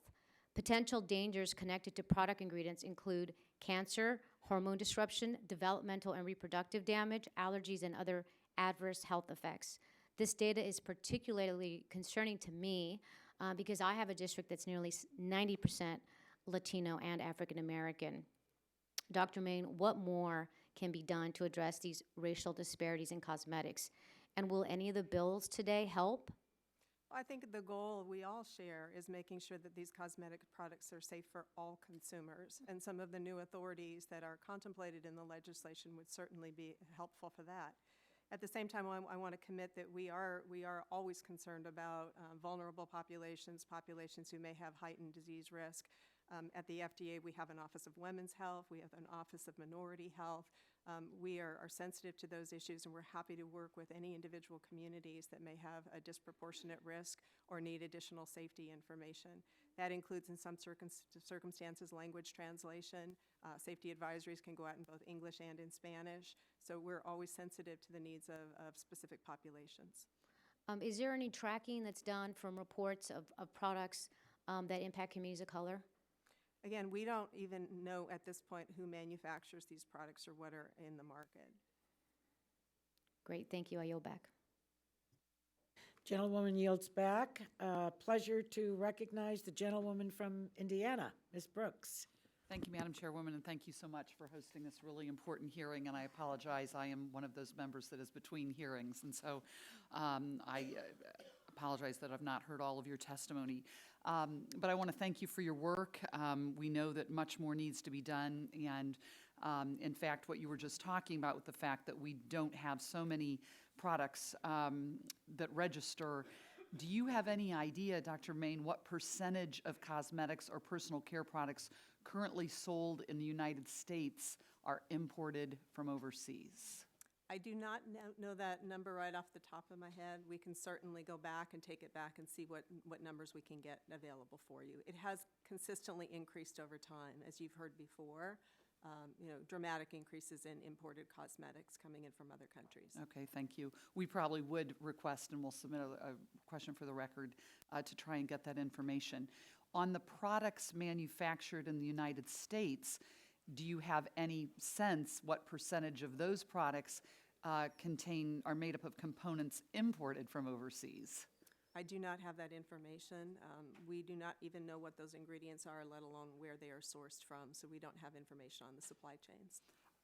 Are there any particular components that are of particular concern from overseas? I think we look at the holistic problem of products coming in, whether they're imported or whether they're from domestic. I will note that we have had more products intercepted at the border from certain countries rather than others, and that factors into our prioritization of which products we will be looking at more carefully at the borders. When you say you have more products intercepted, that's the work that the FDA is doing? Is that correct? We are doing. That is where we electronically screen all imports that come in, and then we prioritize based upon algorithms, based upon data that we have about potential risk. We sample and test the highest priority products based upon a risk perspective, and then of those, approximately 20% or so are found to be violative and not allowed to enter into interstate commerce. One of the things we're talking about downstairs in the Health Subcommittee hearing is actually influenza and vaccines. And I've been really involved, along with the chair of this committee, in ensuring we got PAPA reauthorized earlier this year and signed into law. Given our focus on biohazard preparedness and the fact that we, as you've said, we see an increasing volume of cosmetic products coming from overseas. Does the FDA and your inspectors and your organization focus at all on the fact that an overseas adversary could potentially poison the products intentionally? And is that something I don't think many people ever contemplate, that cosmetics could potentially be a weapon of some sort? But can you talk a little bit about discussions at the FDA about that? What I would say is that we have broad concerns about the problem of any intentional adulteration, whether it be a food, whether it be a dietary supplement, whether it be a cosmetic. I think we would use any and all information that we would have available to try to survey for that. But it is a concern, obviously, intentional adulteration of any commodity that the FDA regulates. Can you talk a little bit in the time I have left about how well-equipped FDA is to deal with those adulterations of cosmetic products? And can you just tell us whether it's a surveillance system that is happening overseas or and maybe a bit on, and I apologize if you've already been asked, the screening that's done at our borders? I think I'd have to take that back and find out what tools they're using for this particular issue, which is the intentional adulteration rather than the traditional safety, where we're looking for things like mercury-containing compounds or products, things like that. Okay, thank you. I yield back. Gentlewoman yields back. Pleasure to recognize the gentlewoman from Delaware, Ms. Blunt Rochester. Thank you, Madam Chairwoman. And I'd also like to thank Dr. Main for joining us today. I think we can all agree that we should be working together to help achieve the FDA's mission of protecting and advancing public health. It's been 80 years since our nation's cosmetic laws were updated, and I look forward to working with my colleagues to find the best legislative pathway forward. I'm especially grateful that today we're examining the issue of cosmetic safety. A lot of people don't realize how broad that covers, and it's not just the makeup that we put on our face. And I've long believed that the FDA's authority in this area is woefully inadequate to keep up with an industry that has evolved considerably since Congress has last legislated in this space. I'm concerned that the increasingly global market that FDA has is you're not equipped to properly oversee the safety of cosmetic and personal care products, and in fact may be hamstrung to move swiftly if there's a risk to consumers. So, Dr. Main, in your testimony, you noted that cosmetic products and ingredients are not subject to pre-market approval and pre-market notification. You also said it in your testimony. And further, that manufacturers may use any ingredient in a cosmetic as long as it doesn't adulterate the finished cosmetic product and the product is labeled properly. Other than color additives, has FDA reviewed the safety of any cosmetic ingredients, and if so, how many has FDA reviewed? So I'd say our review is not the official type of cosmetic ingredient review that is envisioned in the legislation. But of course, if we have some safety concerns, if we are seeing adverse events, we will try to find out whatever we can about the safety and what may have caused that particular adverse event. So our goal is to use whatever information and whatever tools we currently have available. But we have not done any type of an official review as is envisioned in the legislation through the Cosmetic Ingredient Review Program. And I recognize that cosmetic products may not pose the same risks as other products that the agency regulates, but I believe that the FDA should be empowered to establish an ingredient review program to help establish the safety of cosmetic ingredients and appropriate conditions for their use. Would you describe what a workable and meaningful ingredient review program at FDA for cosmetics might look like? So I think what it could look like is first a public process to help prioritize the ingredients that would go in at the front end, like which ones are we most concerned about? Do we have the greatest concern we want to prioritize for that review? Then we would need to work with industry that is using those particular ingredients to find out what data they have to substantiate the safety standard that would be defined in the legislation. We would then need to make sure that we have time to get that data available. There may be an iterative process back and forth with industry. We would then conclude that review and we would make a public announcement of what our conclusion is. The one thing, again, we want to caution against is a conclusion at the end of that process that there's inadequate data to substantiate the safety, and then that product would remain on the market. And so that we would hope not to be in the situation that we're in right now at the end of that type of a process with inadequate data. Right. So that's the importance of having time to work with industry to get that data to the FDA for review. There seems to be a hesitation from some in industry about establishing an ingredient review program at FDA, given the recent experience with sunscreen ingredients. If FDA were to find that there is not adequate scientific data, as you talked about, or information to establish a safe use of a cosmetic ingredient, how would FDA communicate that to industry and consumers, and what actions would be required of manufacturers? And we have a minute. Yeah, so I think the first part of that is at the beginning of that process, we would get the data in. If the data were inadequate, we could use a process like we use with our food additive petitions, where we are working with the industry to say, what information do we need to substantiate? I will note that some of these studies may take significant time if they do not have the data available. And so obviously the nuance of these processes, we'd be happy to work with the committee on, but we could envision something like that, where it's working with the industry. At the very, very end of it, if we still don't have that data, we would have to say the data are inadequate. And the question is then, will we have the ability to say that because the data are not available to substantiate the safety, that ingredient needs to be removed from the market? Thank you. I just want to close by saying that, again, many people think already that somebody's checking these things for them. And so we want to make sure that one of the things you said is that you, in addition to the authorities, you need the resources. And so as a follow-up, we can hopefully figure out what specifically you mean by the resources that you need. So thank you so much for your testimony, and thank you, Madam Chairwoman. It's called as much money as possible. The chair is delighted to recognize the gentleman from Georgia, Mr. Carter. Thank you, Madam Chair, and thank you, Dr. Main, for being here. I appreciate it very much. Let me ask you, for many years I was a practicing pharmacist and I owned my own business. And we sold many products. I was in somewhat of a rural area, so we had a lot of home remedies, if you will. And I'm just wondering what your intent is on how far you want to carry this. For instance, one of the things that we sold a lot of, just tons of, was soap made out of goat's milk. Is that the kind of thing you're talking about here, or is?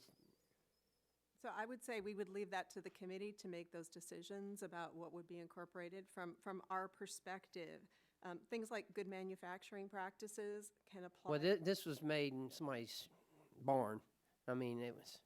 Then one of the concerns we may have, and we have seen evidence, is whether it's made, in somebody's barn or somewhere else, it needs to be a sanitary conditions. And we have had circumstances where we've had products manufactured in facilities with rodent, intrusion, rodent droppings. Right. We've had products that are contaminated. Well, with these were good manufacturing. practices, but it wasn't a manufacturing plant by any stretch of the imagination. But we sold tons of it, and And I don't think any GMP would envision that it would need to be done in a manufacturing plant, but nonetheless, there are important sanitation considerations that we would hope all manufacturers would be utilizing already right now. And see, that's one of the concerns that I've got. Now, granted, I was not here, and I'm not trying to compare apples and oranges here, but I want to go to the Drug Quality Security Act, because DQSA, again, granted, I was not here when it was passed, but I think that FDA has taken it to a level that the legislative intent was never intended for it to go to. So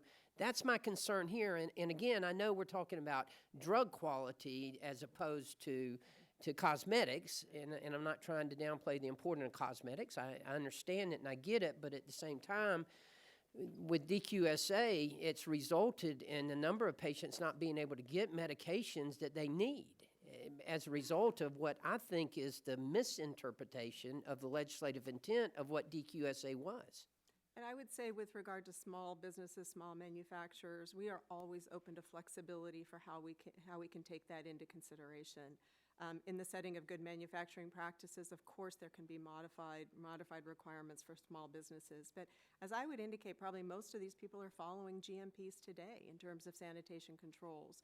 But this is to make sure that all are doing that to protect consumers. And we all want that, but what has resulted in the case of DQSA is that patients aren't able to get some of the medications they need, some of the compounded medications they need, because of the interpretation of FDA of the rule. So that's my concern here. I just, we in the federal government don't have a tendency to overreact. We do overreact, and that's just my concern.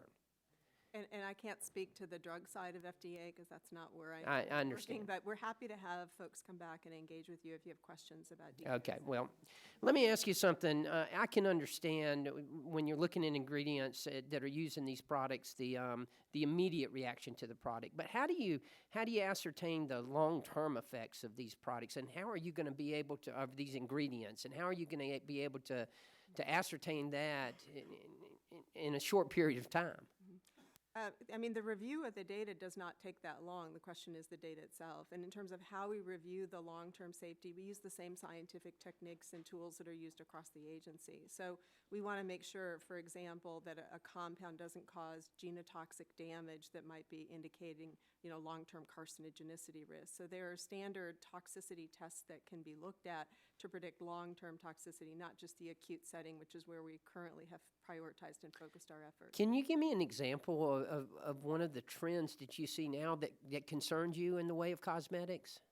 Well, I think, as I said before, most cosmetics are safe, but we do see adverse events. We do see microbial contamination of cosmetics that are injected into the skin. We do see asbestos contamination. Asbestos is a known carcinogen. So there is no safe level of asbestos in talc products. So we do see these trends. We have been very public when we find that type of information. We've requested recalls and we notify consumers. But while the vast majority are safe, we're trying to protect against the adverse events that we do see. One last question. I used the example earlier about the soap made out of goat's milk. Are you going to hold, is it going to be, FDA will be addressing the manufacturer and not the retailer who is selling it, or both? So our authority would presumably be at the manufacturer level. The retailer may be distributing a product, and if we have to do a recall, then we may be invoking the retailers, but it's typically the manufacturer that is responsible for the safety of their product. I understand. And I know I'm out of time, but I'm just very concerned about an overreaction here, and that we're going to be putting people out of business and getting people that are really depending on these products not being able to get them. So thank you, Madam Chair. Now yield back. The gentleman yields back. I just got a catalog that I was taking a look at home just before yesterday, and it was advertising goat soap. Mm-hmm. So beware, Dr. Maynard. You never know which the FDA will find in a catalog. I'd like to recognize the chairman of the full committee, Mr. Pallone, for his 5 minutes of questions. Thank you, Madam Chair. Dr. Maynard, I wanted to thank you for being here today to discuss cosmetics reform and the need to modernize FDA's authorities. As you know, the agency was first given authority over cosmetics in 1938, and the industry has grown dramatically since then. Your testimony outlines several gaps in FDA's authorities, many of which I believe I've worked to address in the legislation that I brought forth yesterday.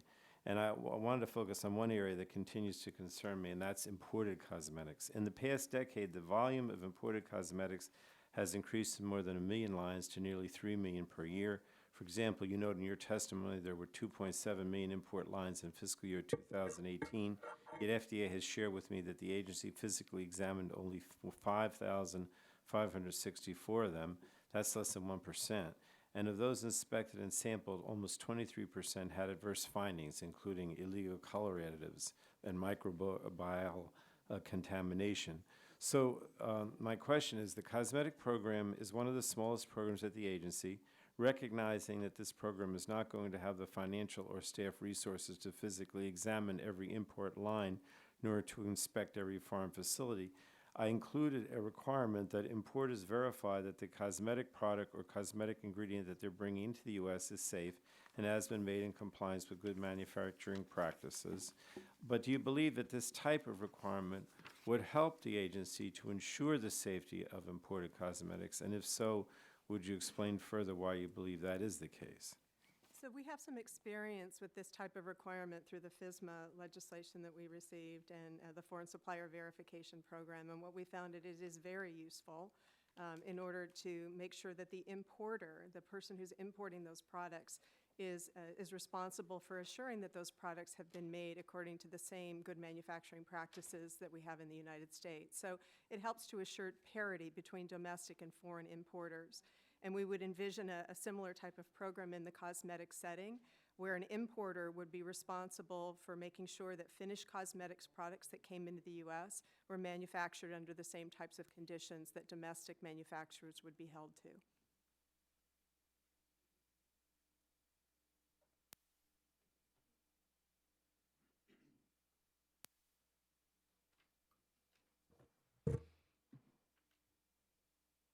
I was going to ask about the foods program, but you're saying that you like what the foods program currently has as a similar requirement. That's the FSV. FSV program requirement under FSMA has been very helpful to add Well, to then the my tools question we would have. be, would you not just use it for finished products, but also maybe for ingredients and things before the finished product?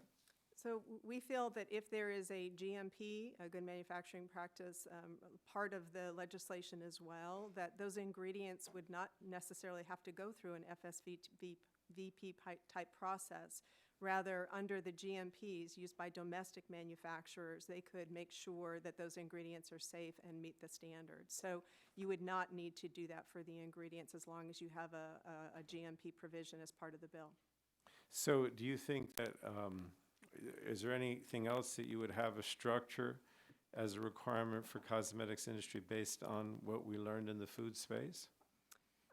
I think we have learned a lot in the food space, and we would certainly be happy to provide any additional technical assistance from some of the new authorities that we've had in the food space. One in particular I can comment on is Mandatory Recall Authority. That was a new authority that came into us as part of the FSMA regulations, and we have found it very useful. And while we have not had to invoke it very often, because we simply, folks know that we have the authority and it encourages people to do the recall voluntarily, which is the quickest way to get a product off the market, it's appropriate, and we have had to invoke it occasionally when we have requested voluntary recall in the food space for an unsafe product and the manufacturer has refused to do it. We have invoked a mandatory recall. All right, well, I appreciate your willingness to continue to work with us on that, and I would definitely like you to do so. And it's sort of interesting, too, because I started out today talking about how, years ago with Congressman John Dingell and Waxman, we had, had this all in one bill that covered food, cosmetics, drugs, and everything. And, of course, we separated them out.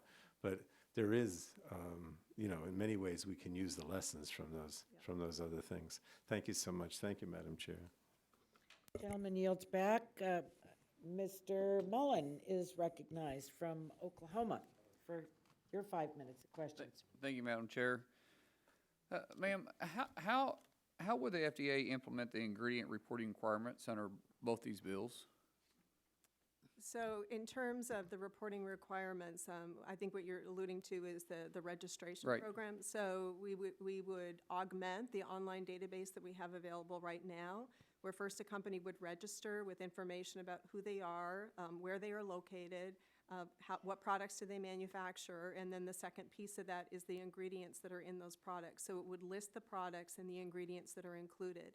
Once the information is put up into the database, presumably it could be updated on some basis that was specified, for example, on an annual basis. The information would remain in existence, and any updates that would be needed could be made to the database so that FDA would have information on the ingredients that are used in cosmetics. So when they're looking to bring a new product to line, this would have to go through this process every time, or would it just be just 1 year and then they wouldn't have to do it unless they change an ingredient to the product? Certainly, we would be happy to provide technical assistance on how that could work, but yes, that would be presumably how it would be envisioned, is once it's up, it would be up there, and they would need to update any changes that were made if they're producing new products or making modifications to ingredients. So they would be updated. what would the time frame be added to then to bring a product to the market?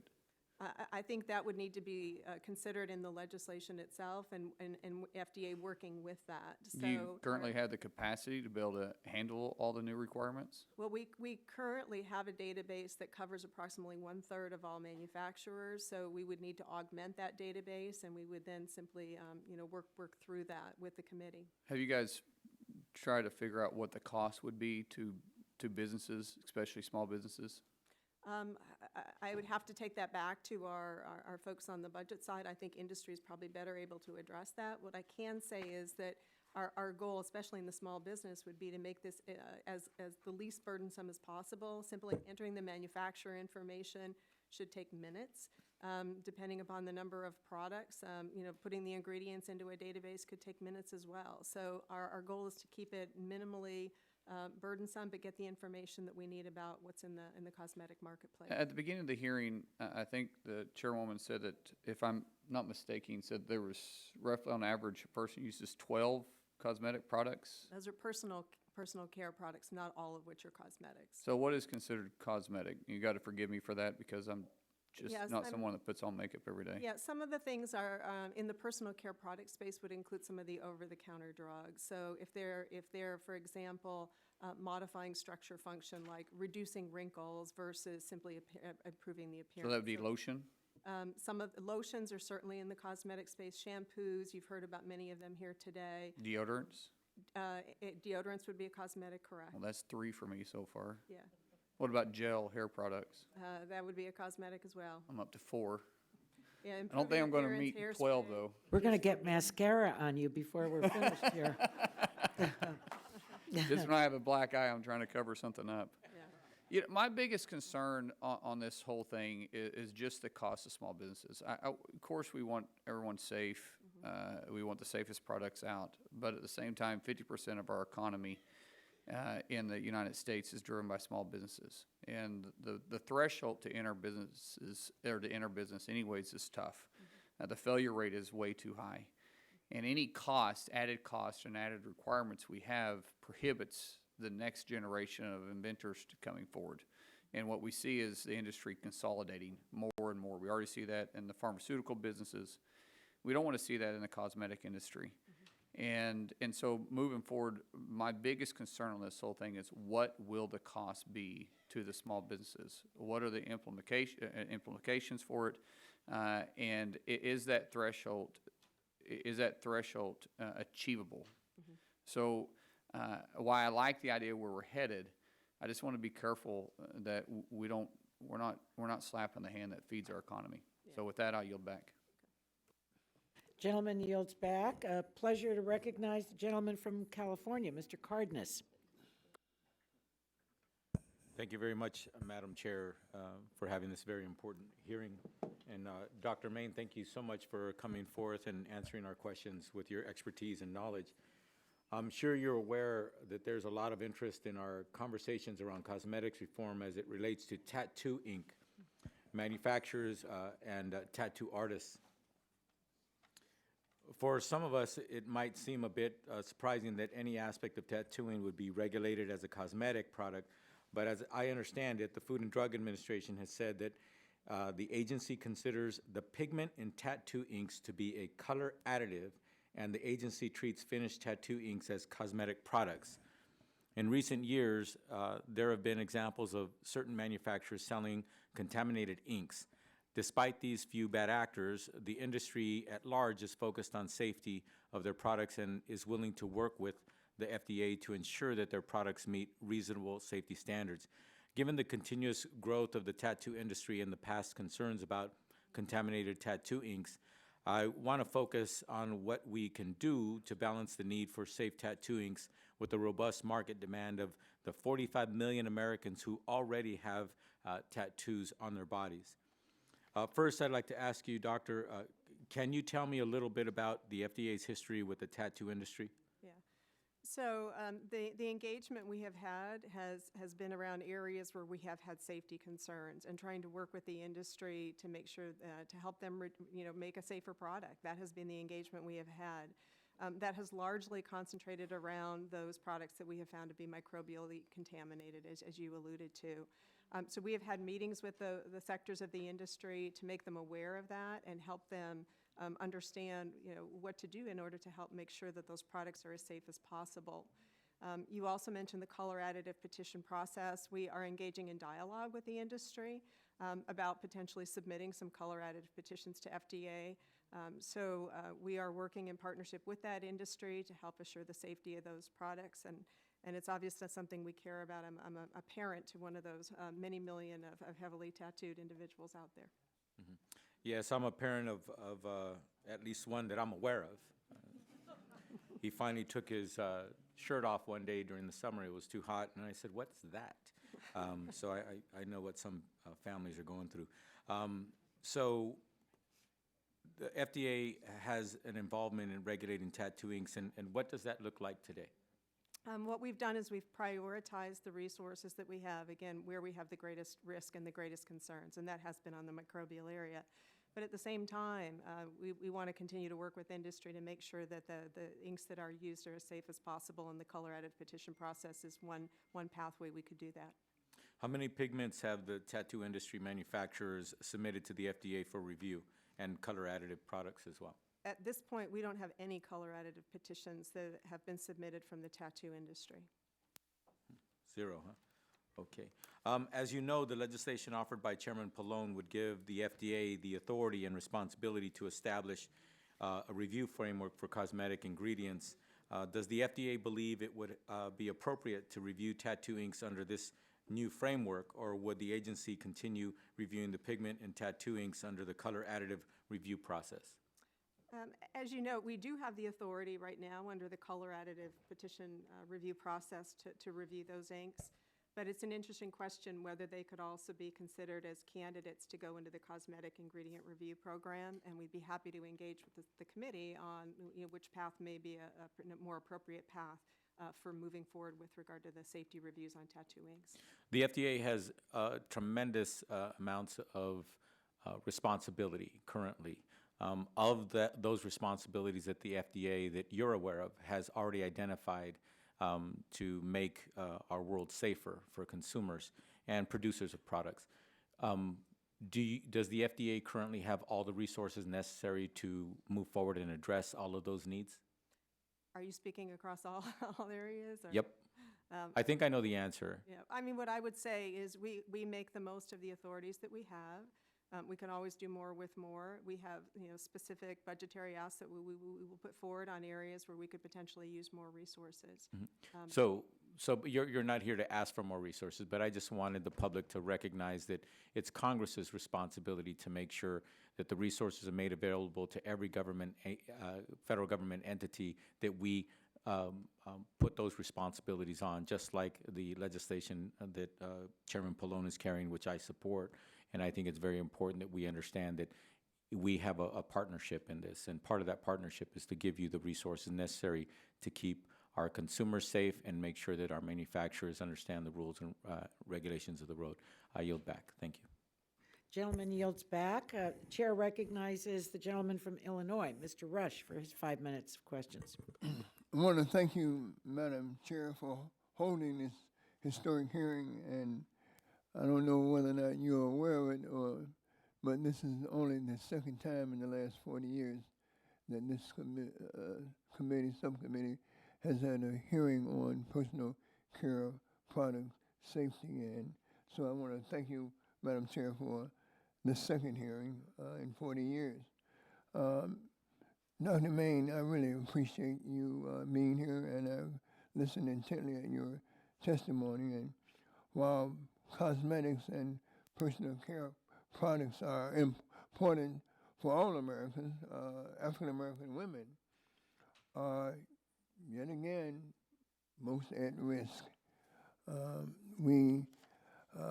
According to the Environmental Working Group, whose Senior Vice President will testify later today, I quote her, she says, "Black women appear to buy and use more personal care products, and fewer than 25% of products marketed to black women are considered to be low in potentially hazardous ingredients compared to about 40% of the items marketed to the general public. While there are many products that are targeted to African Americans, including concealers and foundations, which do not currently have safe alternatives, there are 3 specific products that have recently gotten increased news coverage and are particularly troubling. Talcum powder, sold by Johnson & Johnson, which the FDA has found to contain asbestos, skin lightener, which was found to contain high doses of mercury, and hair straightener products that contain formaldehyde, which the National Toxicology Program has linked to cancer. Are there any safe alternatives for talcum powder, skin lighteners, and hair relaxers? So I can't speak to the alternatives issue because some part of what you're getting at is the efficacy, and we don't review cosmetics for efficacy, we review them for safety, so I can't get at that issue. What I can tell you is that we share your commitment in terms of making sure those products are safe. The reason we know about some of these issues, including asbestos in talc, is because we have invested resources to sample talc-containing products and test those products. As we noted, we've tested 50 in our most recent batch. We will continue to test talc-containing products for asbestos going forward. So we are utilizing our resources to try to address those issues. Similarly, the problem of mercury in skin lighteners is well known. Those are the types of products that are going to be scrutinized at the border especially, and also in our sampling, because we have a history of problems with those types of products, and those are the kinds of things where we are prioritizing our resources. If there are education and outreach opportunities to reach special targeted populations, we'd be happy to partner with you. We do a significant amount of consumer outreach and education, and we'd be happy to partner with you on those. Well, can anything be done in the instance, and Madam Chair, I do have a news article that I would like unanimous consent to be entered into the record. It's a special report as baby powder concerns Mount J. Johnson & Johnson, focus marketing on minority overweight women. Dr. Main, I'm concerned in the case of baby powder that African American women and girls were targeted through free samples and promotional offers which were handed out at churches, beauty salons, and barber shops. And according to the article that I just indicated, 100,000 gift bags containing baby powder and other Johnson's baby products were distributed in African American and Hispanic neighborhoods in Chicago. Today, there are over 12,000 lawsuits against Johnson & Johnson, claiming that this baby powder caused ovarian cancer and mesothelioma, both extremely deadly forms of cancer. And I just wanted to ask you, do you need more authority from the Congress in order to deal with incidents where companies are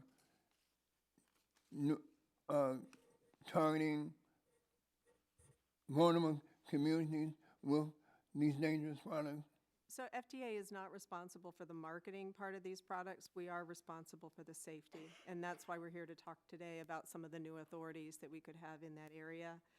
In the meantime, we will continue to test talc products to try to make sure that they are as safe as possible for consumers. That is one of our commitments. And you mentioned that you would be willing to work with this committee and the Congress to provide a broad-based your back.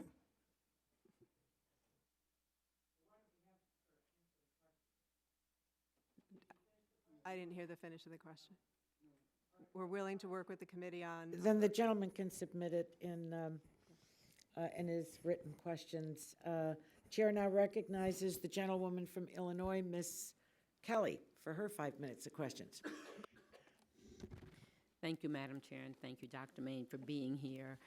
I'm very concerned about the unknown impact of unsubstantiated cosmetic ingredients on women and girls across the country. I've heard that women use 12 personal care products every day on average, and I was trying to count my on my own self, and some surveys have suggested that girls as young as age 14 are using 14 products. Surveys have also shown that women believe that the products they're using, of course, are safe, and that the FDA cleared these products for marketing, as some of my colleagues have said. Further, as a witness on our second panel pointed out in her written testimony, vulnerable and underserved women and girls may be disproportionately impacted by exposure to chemicals, including the ingredients used in their personal care products. In fact, she pointed out that reproductive age women of color have higher levels of endocrine disrupting chemicals than do white women of reproductive age. I understand that there could be a variety of factors that contribute to this disparity, but I'm concerned that cosmetic products are one such factor. It is my understanding that we know relatively little about the full impacts of endocrine disruption on women and girls, but I also understand that the science is advancing. I would like to know what tools FDA requires to better protect women from these harmful chemicals. So can you give us a sense of the state of the science regarding the effects of endocrine disruption? Well, I think with our current authorities, we would need to demonstrate the inclusion of those compounds that have those activities renders the product adulterated, injurious, harmful to humans. What's envisioned in this legislation is a cosmetic ingredient review program that would have a safety standard, reasonable certainty of no harm. And so you could imagine that some of the compounds that we hear about a lot today, which have potential endocrine disrupting activity, those might be the types of chemicals that would be prioritized for review in this program under that safety standard. So we would look at the current science that's available in this area of endocrine disruption in order to make that safety determination based upon the data that are available at that time. And as you noted, it is an emerging area. There's additional science that comes in all the time. So we would look at that scientific basis. I was going to say, how much do we actually know about the possible linkage between low-level exposure to certain chemicals and then certain adverse health consequences such as cancer? Yeah, and that would be our experts. Those would be our scientific experts who would be doing those reviews, who would be familiar with the state of science on that, and that would be the way the cosmetic ingredient review process could work. Okay. And are there many validated non-animal tested methods to determine if ingredients are causing endocrine disruption? So I'm aware that there are in vitro tests to look at things like estrogenic, androgenic activity that you could apply to compounds. Whether or not those would be validated for use as endpoints, we would have to take that back to our scientific experts to have them address that question. And then finally, I understand that the legislation we are considering today would direct FDA to evaluate the safety of cosmetic ingredients. Should such an evaluation take into account the potential long-term effects of ingredients use, such as the endocrine disruption or the possibility of adverse health consequences for women and girls? And I would say absolutely. That is one of the most important features because with our current authorities, we find out about short-term effects if they get reported through the adverse event reporting system. But the importance of cosmetic ingredient review is to really look at that potential for long-term effects through some of the mechanisms that you just spoke about. And as some of my colleagues, someone asked you what your Christmas list was, and as some of my colleagues said that we need to make sure that we're giving you the necessary tools so that you can carry out your work, and I certainly vote in favor of that. Thank you. Thank you.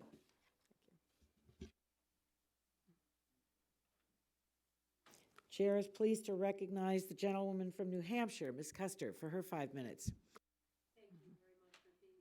Thank you for being with us today. I appreciate it, and I find it unbelievable that for 80 years the FDA has lacked the appropriate resources and tools to ensure the safety of cosmetic and personal care products.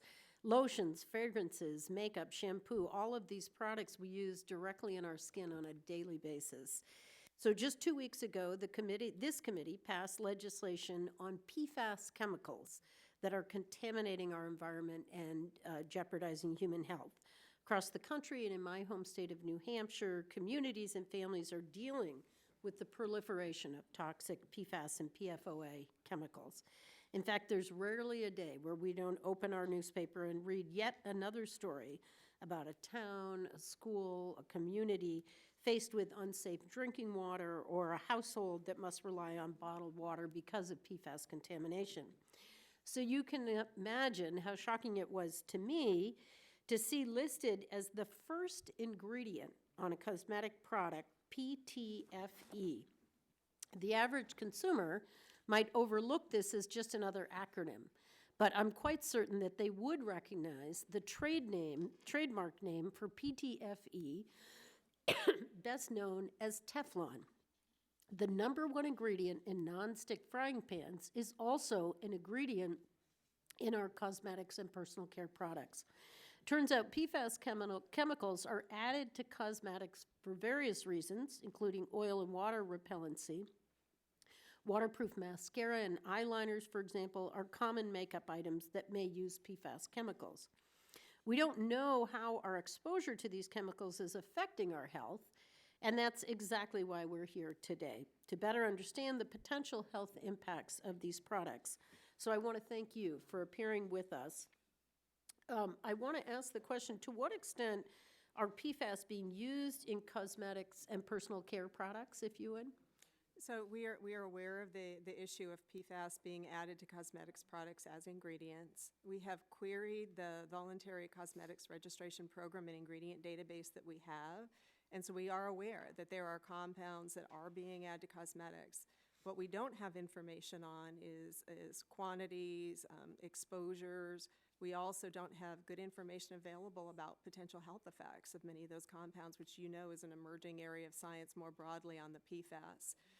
So we are engaging in dialogue with industry as well to better understand what is being added to cosmetics, what the exposures may be, and again, any potential health concerns. It's an area that we are deeply engaged in at the FDA, not just in the cosmetic space, but more broadly.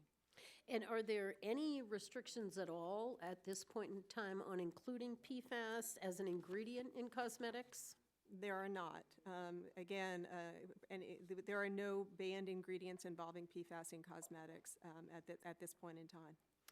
And when products contain harmful chemicals known to be linked to cancer and reproductive health, is there a way that consumers would know this information? Under the current laws, cosmetic ingredients need to be declared on the labels, and so that would be the only way that a consumer would potentially have that information available, is by reading the ingredient list on products that are currently on the market. And could you outline, under the legislation that we're considering, what would be different in your authority and in the consumer receiving this information? I think we'd be happy to work with the committee to address any thoughts that you may have on how that ingredient listing could be implemented to address some of your concerns. We'd be happy to work with you. Great. Well, thank you very much. I appreciate, I think this is an important area, and I know my constituents will be as shocked as I was to see that as literally the #1 ingredient, that PFAS is just such a big issue for us right now. People can't drink their water. They have to have bottled water. We had a scare recently in a school, a new school in my district. PFAS, very high levels in the water.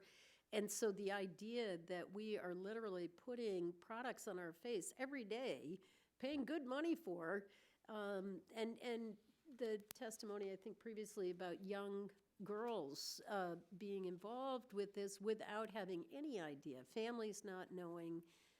So I appreciate the work you're doing, and I thank you, Madam Chair, for holding this important hearing, and I yield back. The gentlewoman yields back. Just an FYI, the European Union has banned 1,400 chemicals. The United States has 11. So we've got work to do. The gentleman from Maryland, Mr. Sarbanes, is recognized. Thank you very much, Madam Chair.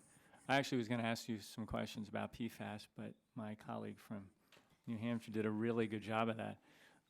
So another question I had is, I'm just curious, how do we get to where all of these products have somehow fallen out of the purview or the regulation or the oversight of the FDA? Was there some point along the way, as FDA was gathering to it and having Congress assign to it the responsibility of transparency and accountability with respect to chemicals and products and so forth that can pose a harm to health, that this category of products somehow dropped out of the discussion or off the radar screen or never got into the discussion. It just seems, it's sort of striking how unpoliced this area is. And I don't know if you have a historical perspective on that that could explain it, or maybe it's just some, it's a problem here in Congress that we can attribute it to. I can't speak to the history as to why there has not been a previous attempt to try to modernize the authorities in cosmetics as there has been in many of the other product areas that we regulate. So cosmetics is notably lacking in many of the authorities that we do have in the other areas at FDA. So I can say that. But in terms of why, I can't speak to that. And does the FDA, how constrained are you by the lack of sort of statutory oversight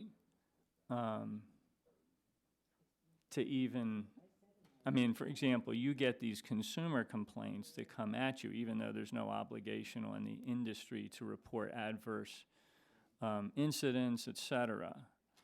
So when those come at you, do you find that your hands are just really tied in terms of how you can respond to it? Or if there's some way for you to respond, do you encounter, even in that, resistance from the industry that is palpable? Can you speak to that? I said earlier, I think most industry is cooperative and works with FDA when we identify a safety concern. But when we have industry that doesn't want to disclose information to us, even though we request it, and we may request it in writing, and they fail to disclose that information to us, we have little recourse. That does hinder our investigations. The type of information we could use to better understand the cause of some of the adverse effects that we see hinges in the data that we would like to get from some of those companies and from some of that industry. So we have to use alternative methods to try to get that information and that data using our own resources rather than relying on the information that the companies may in fact hold but fail to disclose to us in those unusual circumstances where a company doesn't want to work with the FDA. I remember when we had hearings a couple years back on updating the Toxic Substances Control Act, and the observation of a number of us on the committee was that the average member of the public would never imagine that in that instance there were so many toxic chemicals that were flowing through the stream of commerce without any basic knowledge of the harm they might pose. And I'll make the same observation here. For any consumer who's out there watching this, I think they'd be shocked to hear that there's so little oversight and transparency with respect to cosmetics and some of the potential adverse effects that they can pose. And obviously it's our responsibility here in this committee to rectify that situation and create that transparency, and we have proposals before us that would do that, and your testimony is going to be very helpful. So thank you, and I yield back. Thank you. The gentleman yields back. Now I'd like to recognize the gentlewoman from Illinois, Ms. Schakowsky, for 5 minutes. Thank you so much, Madam Chair, for once again allowing me to wave on to this subcommittee. I did introduce in 2010 legislation, so there has been at least some discussion and yet very little action. 1938 is a long time ago for the Food, Drug, and Cosmetics Act. And I know that many others have said, I think there is an assumption by consumers on all kinds of products, including cosmetics, that someone, somewhere, that the government is protecting them, and it's so far from true. So we have a largely unregulated industry right now that is so prevalent in all of our lives. I wanted to just review some of that. So you have no authority, is it true, to have registration of cosmetics companies? That's correct, it's voluntary. Do we know how many, so you don't know what you don't know, right? Our best guess is approximately a third of manufacturers have registered in our voluntary program. And there's no mandatory recall, is that correct? That is correct. And are they required to report serious adverse events? They are not. I just want to point out, in 2018, there were 2,727,848 lines of cosmetics that were imported from 177 countries. Is it true that only 289 were actually sampled? What I have is a percentage. We examined 0.2% of imported lines. Less than 1%. Right. So I wanted to also quote, and I think you were just repeating that earlier, that you testified that, quote, cosmetics firms are responsible for the safety of their products and ingredients, and, quote, in our experience, most firms are responsible actors, unquote. How do you know that? I mean, when we have had concerns, we have had companies that have worked with us.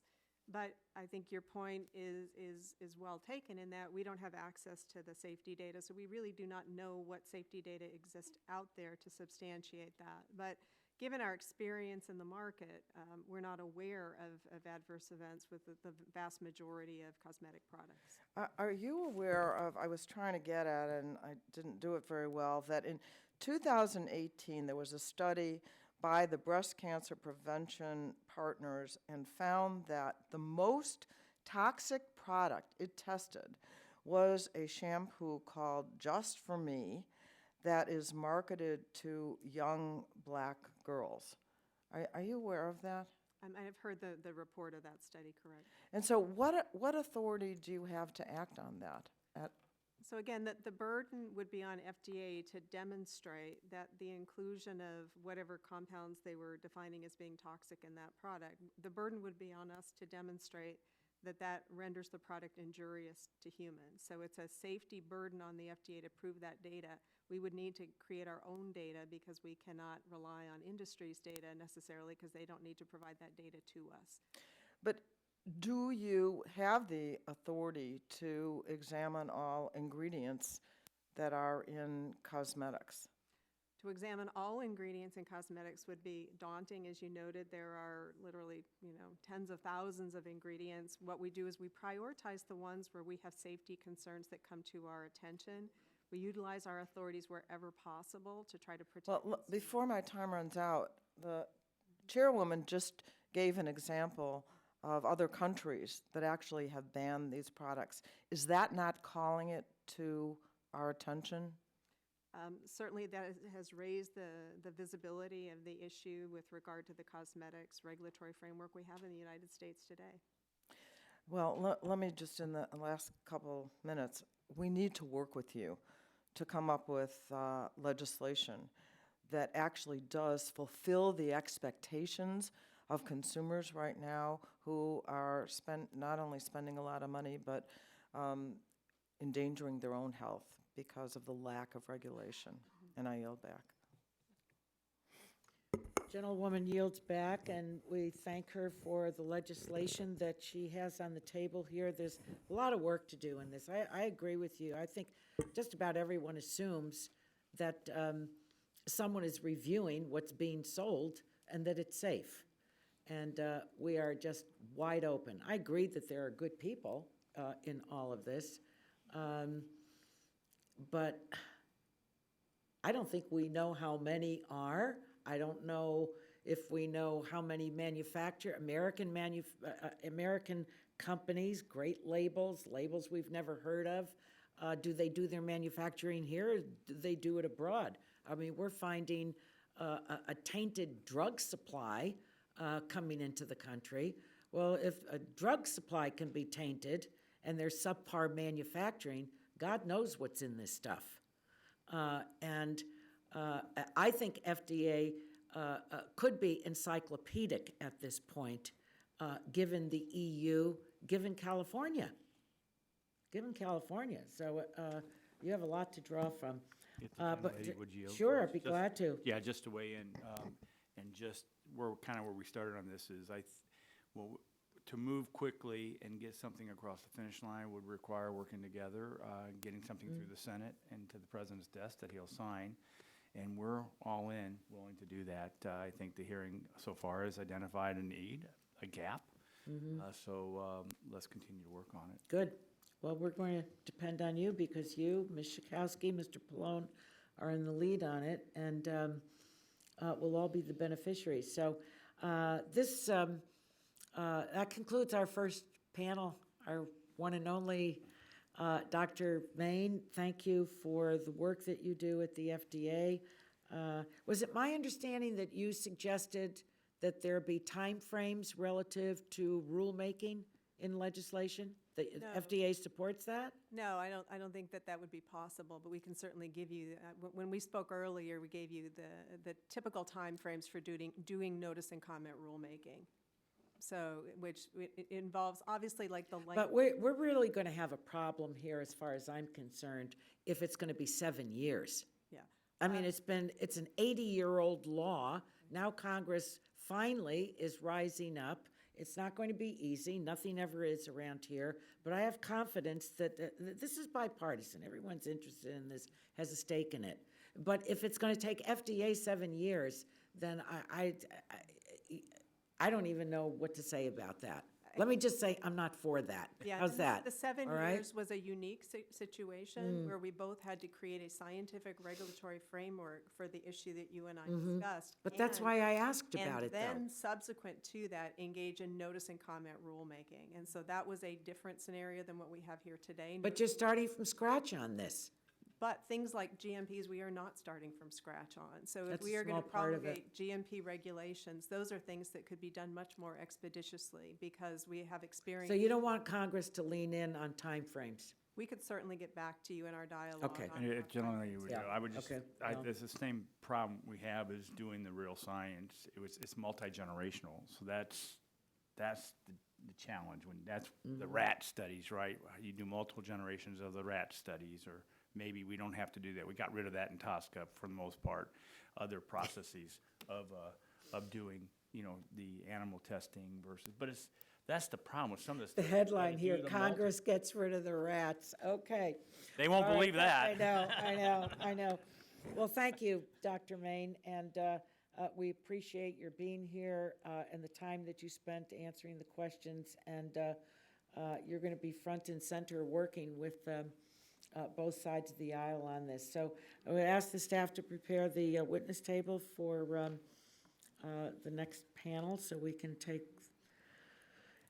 take their testimony.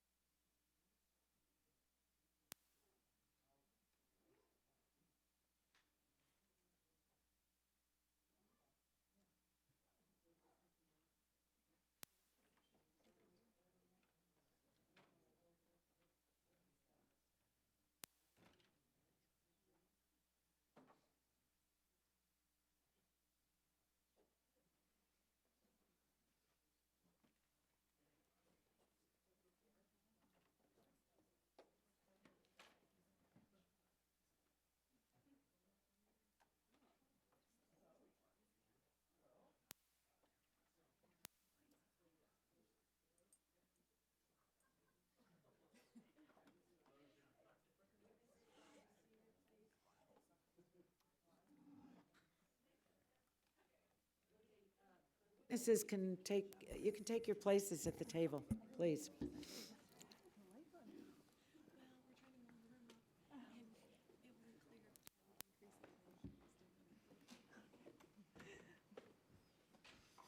Okay, we're now going to hear from a second panel of witnesses on this important issue, and the witnesses include Isabel Chaudhry. Is Isabel here? Oh, she's not here. All right. Was she here? Yes, I think she just stepped up. All right. Mr. Scott Farber, welcome. Senior Vice President, Government Affairs, the Environmental Working Group. Lee O'Donnell. Lee, welcome. It's lovely that you're here. The Executive Director of the Handcrafted Soap and Cosmetic Guild. Ms. Greg Renfrew, Founder and CEO of Beauty Counter. Welcome to you, and we'll welcome Ms. Chaudhry when she takes her seat. So why don't we begin with Ms. Renfrew. You're recognized for 5 minutes, and thank you again for being here today and your patience in waiting, but I'm sure you found it interesting in the exchange between members and the witnesses' testimony. So you're recognized for 5 minutes. Okay. Thank you. Chairman Eshoo, Ranking Member Burgess, and members of the Energy and Commerce Subcommittee, thank you for holding this important hearing and for inviting me to participate. My name is Greg Renfrew, and I am the founder and CEO of Beauty Counter, a company with a mission to get safer products into the hands of everyone. Beauty Counter is the result of a personal journey where I found the connection between our environment, what we put in our bodies, and what we put on them. I've seen firsthand health impacts on friends and family, and I was compelled to change the personal care industry. In addressing the need for clean beauty laws, the business opportunity also became apparent.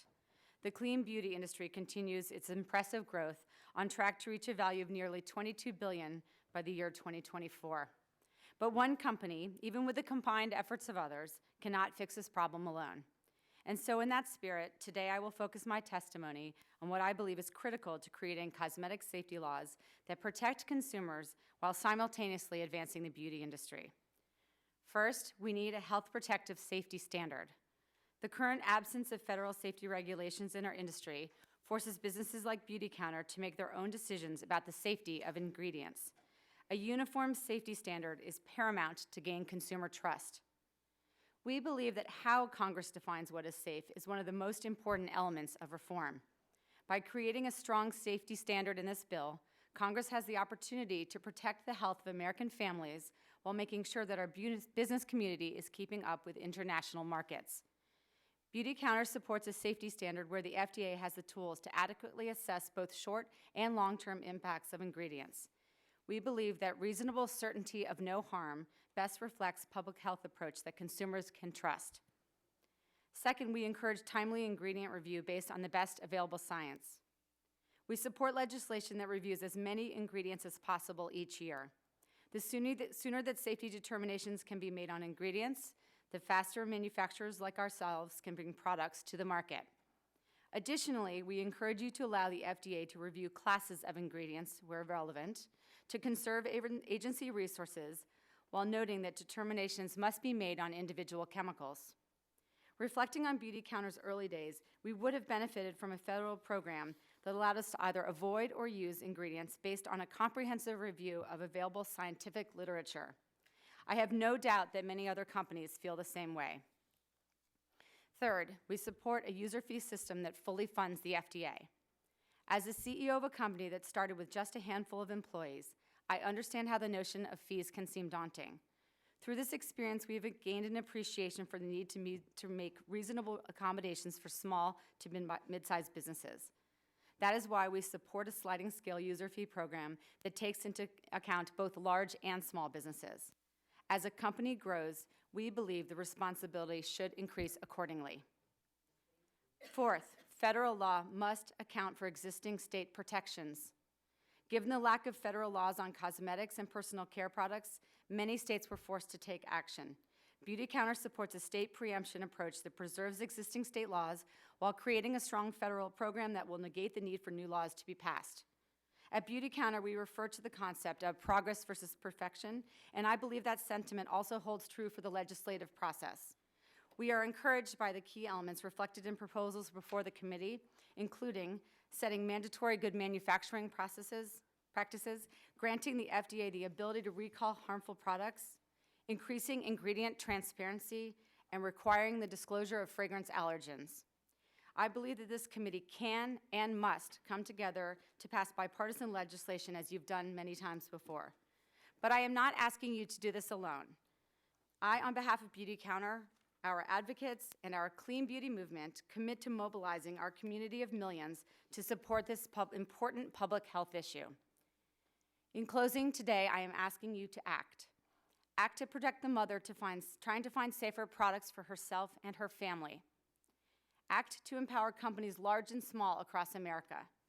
Act to meet the consumer demand for greater transparency.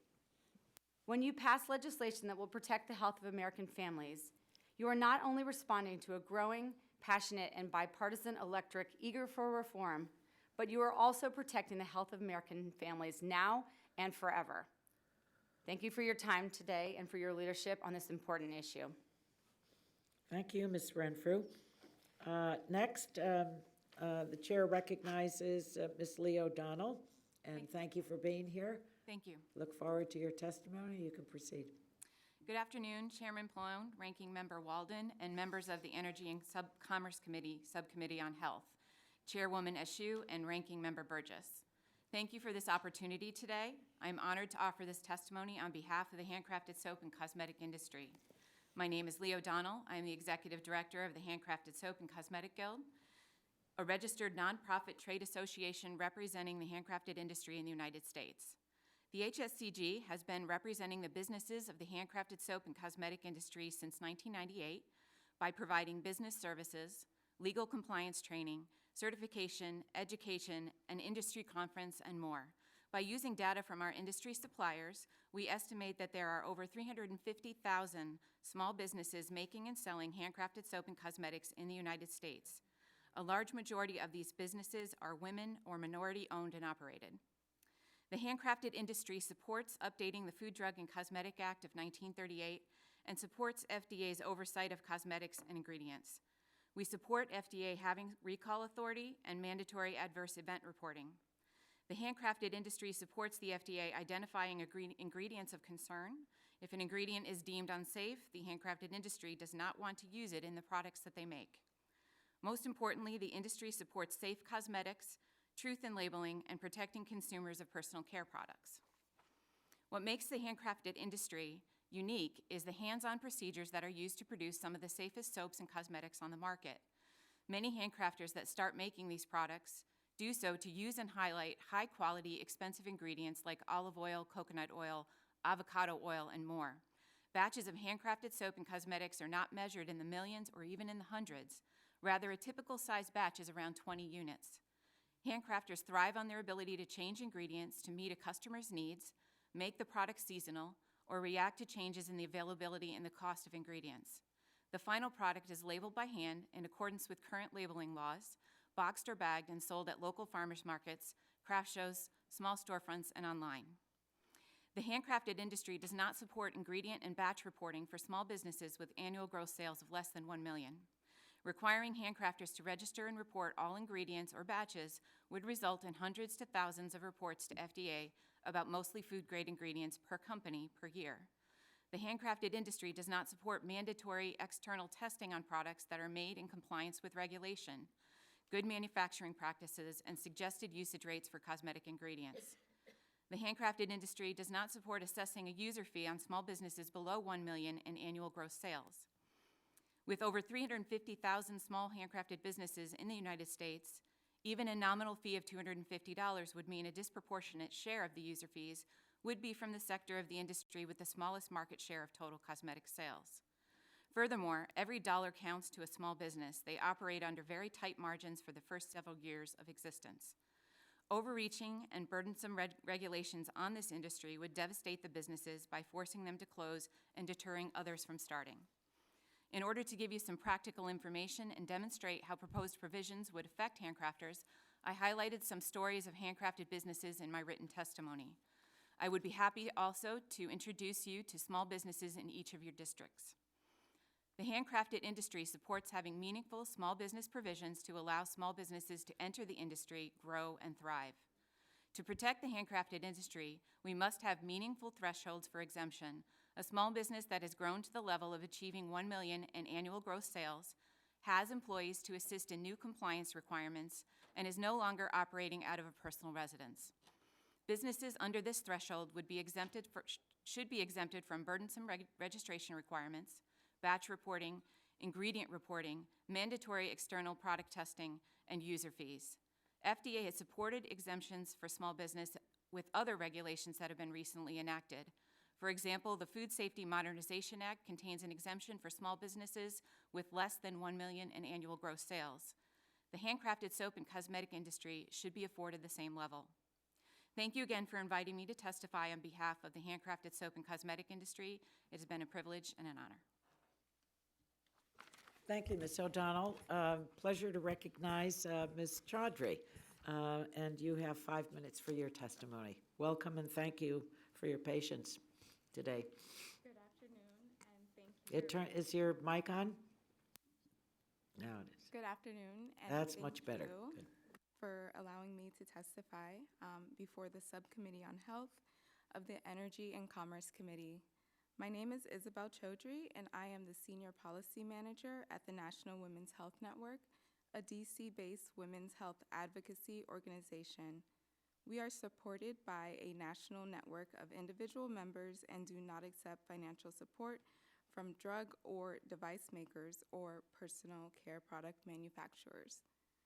Critical loopholes in federal cosmetic regulation currently allow manufacturers to use dangerous ingredients in products, evade fully disclosing the chemicals contained in those products, and then sell the products to the American public, all of which put consumers' health at risk. Among other issues, unsafe ingredients and contaminants can increase women's risk of infertility, pregnancy loss, reproductive health diseases, cancer, and early death. National representative data of U.S. reproductive age women suggests that women of color have higher levels of certain endocrine disrupting chemicals such as phthalates and parabens within their body as compared with white women. Racial and ethnic differences are not explained by socioeconomic status. Research shows that even small exposure to toxic chemicals during critical periods of development, such as pregnancy, can trigger adverse health consequences. The Federation of Obstetrics and Gynecology recommends, and I quote the following, "Policies to address toxic chemicals must shift the burden of proof of safety of chemicals from the individual health care provider, the patient, and the public to manufacturers before they are released into the environment. Under current law, dangerous chemicals that are used in personal care products are still not banned, restricted, or even required to be studied for their safety. Take, for instance, talc, which can be contaminated with asbestos and linked to cancer. Over the past few years, independent testing has uncovered possible asbestos contamination in several products sold and marketed to girls and women. Black women are disproportionately impacted. The insatiable appetite for profit in the cosmetic industry, bolstered often by fantastical, narrow notions of beauty, have targeted Black women. This combination is dangerous, and it impacts the health of Black women, Afro-descendant women, as well as poor women and other women of color, causing reproductive health issues, cancer, and even death. In 2016, a University of Virginia study found that African American women who used talcum powder for feminine hygiene had more than a 40% risk of increased cancer. We know that in many cases, companies actively targeted and marketed talc-based products contaminated with asbestos to Black and Latina women. But the heightened risks for Black women and other women of color are not limited to talc. The cosmetic and personal care products marketed and sold to them often contain the most harmful ingredients, even as these women are most impacted by a range of reproductive health and comprehensive care barriers and related adverse maternal health risks and outcomes. In one study done by the Environmental Working Group, we know that about 1 in 12 products marketed to Black women were ranked highly hazardous. Workers in the beauty industry are also predominantly women of color and immigrant women. They can face occupational health hazards from chemicals in professional cosmetic products. For example, salon workers, they face disproportionate incidences of cancer, neurological diseases, and other diseases that are at issue. Just as we, the National Women's Health Network, stated in our June 20, 2019 letter to the Energy and Commerce Committee, signed by over 40 national, state, and local organizations, we urge you to include the strongest possible safeguards to protect women's health in cosmetic legislation. We thank you, Chairman Pallone, for your efforts to modernize cosmetic law, and we stand ready to work with the committee to pass meaningful legislation which is protective of the public health. Thank you very much, Ms. Chaudhry. It's a pleasure to recognize Mr. Faber. Welcome. Thank you for your patience today as well. And you have 5 minutes to present your testimony. Great. Thank you, Madam Chair, Sure. Ranking Member Shimkus. Thank you, Mrs. Schakowsky, for your longtime leadership on this issue. And I'd like to thank all of you for the time you've invested in this issue and the time your staff have already invested in this issue. And I think we're very close to finally updating this law after now 81 years of waiting. As we've heard many times today, these are products we use every day. Women use on average 12 products a day. As you mentioned, teenage girls use on average 14 products every day. And the reason we are concerned about this issue is because of this repeat use. These are products we rub on our bodies every day, and it's that question of whether or not we're passing some threshold of risk that is unacceptable that we need FDA to help us examine and, if warranted, regulate. And as you've also heard, cosmetic companies can put just about any chemical in any amount into these products, including chemicals linked to cancer like formaldehyde or chemicals linked to reproductive harm like phthalates.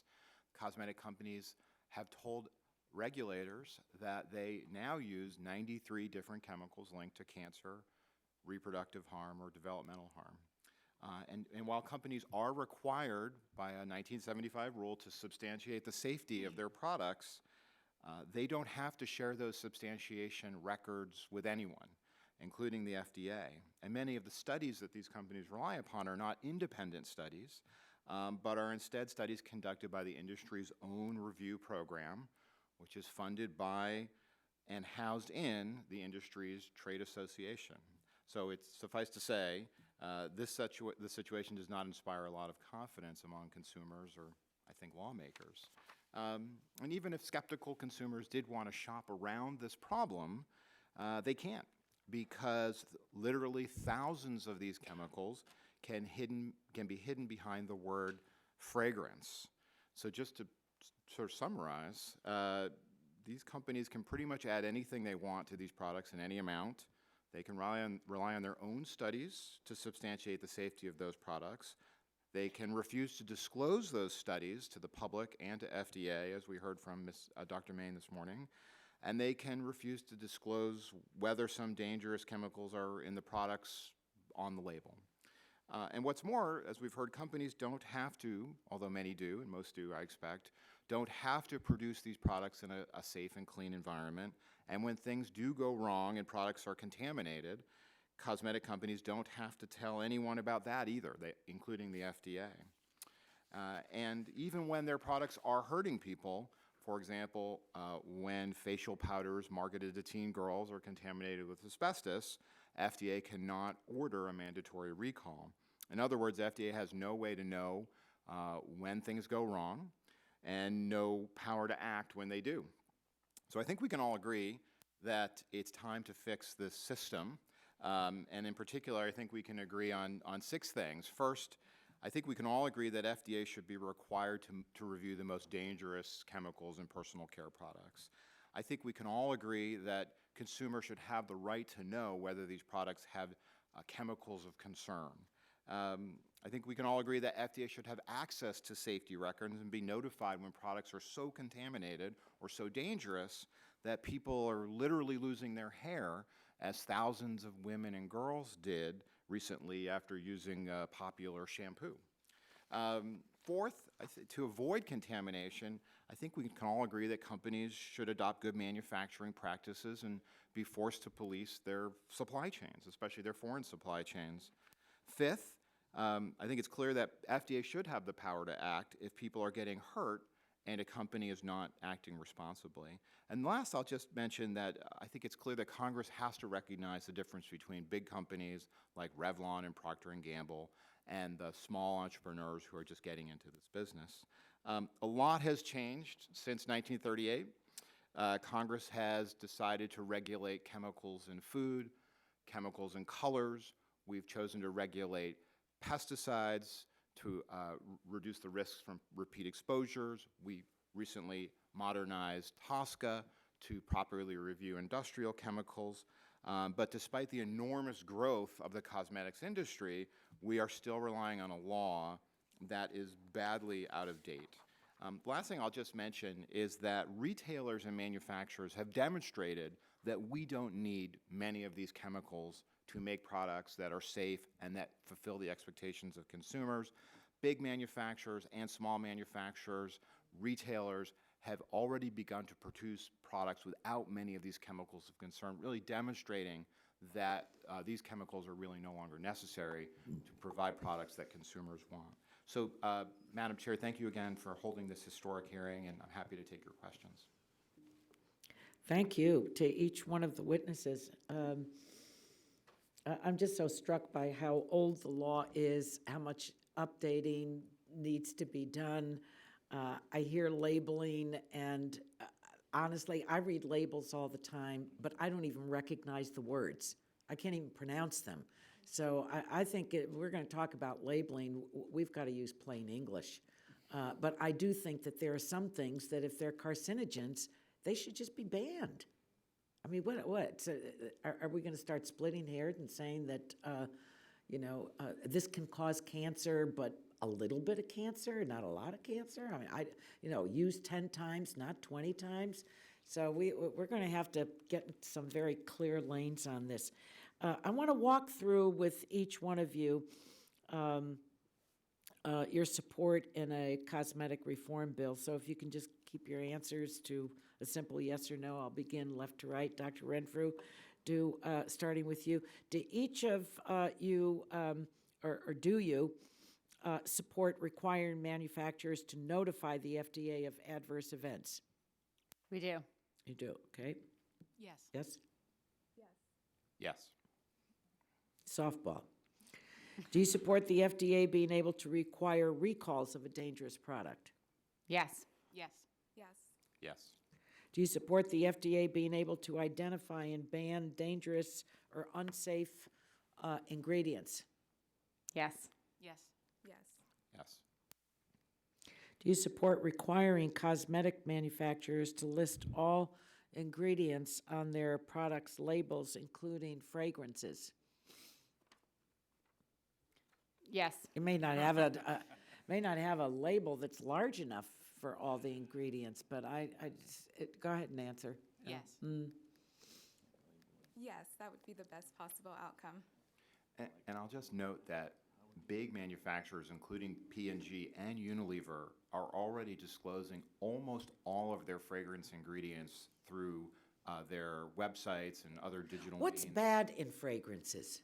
So I want to know if I'm spraying something on myself that smells fabulous, but is Don't spray it. maybe doing me in. Yeah, so well, thankfully, Don't spray? Women's Voices of the Earth did an exhaustive review of the 3,000 chemicals that can be used in fragrance, and they did find 7 of those chemicals, so not all of them, but 7 of them are known carcinogens. 15 of them have been banned in more than 40 countries around the world. So there are certainly chemicals in fragrance that are linked to serious health effects and don't have to be disclosed, so consumers can't simply shop around them.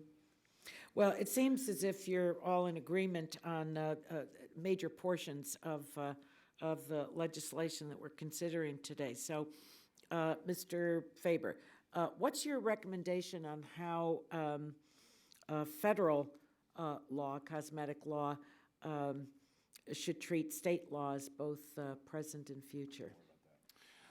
So states have been an important partner. Oh, I know. I'm a Californian. California has a review program. I mean, we worship at the altar of Prop 65. And it's important to note that the safe harbor limits that are associated with Prop 65 have driven a lot of reformulation. So companies don't have to carry the warning, which something doesn't get very much attention. But other states, including Maine, Washington, Minnesota, Oregon, and others, have also stepped forward to require reporting of dangerous cosmetic chemicals and review in some cases. So, Ms. Chaudhry, do you agree with Mr. Faber? I do agree. We know that in California, there have been really protective legislation that has been passed for consumers, and so we think that it's important to preserve the work that's already been done. And Ms. Renfrey, what's your recommendation?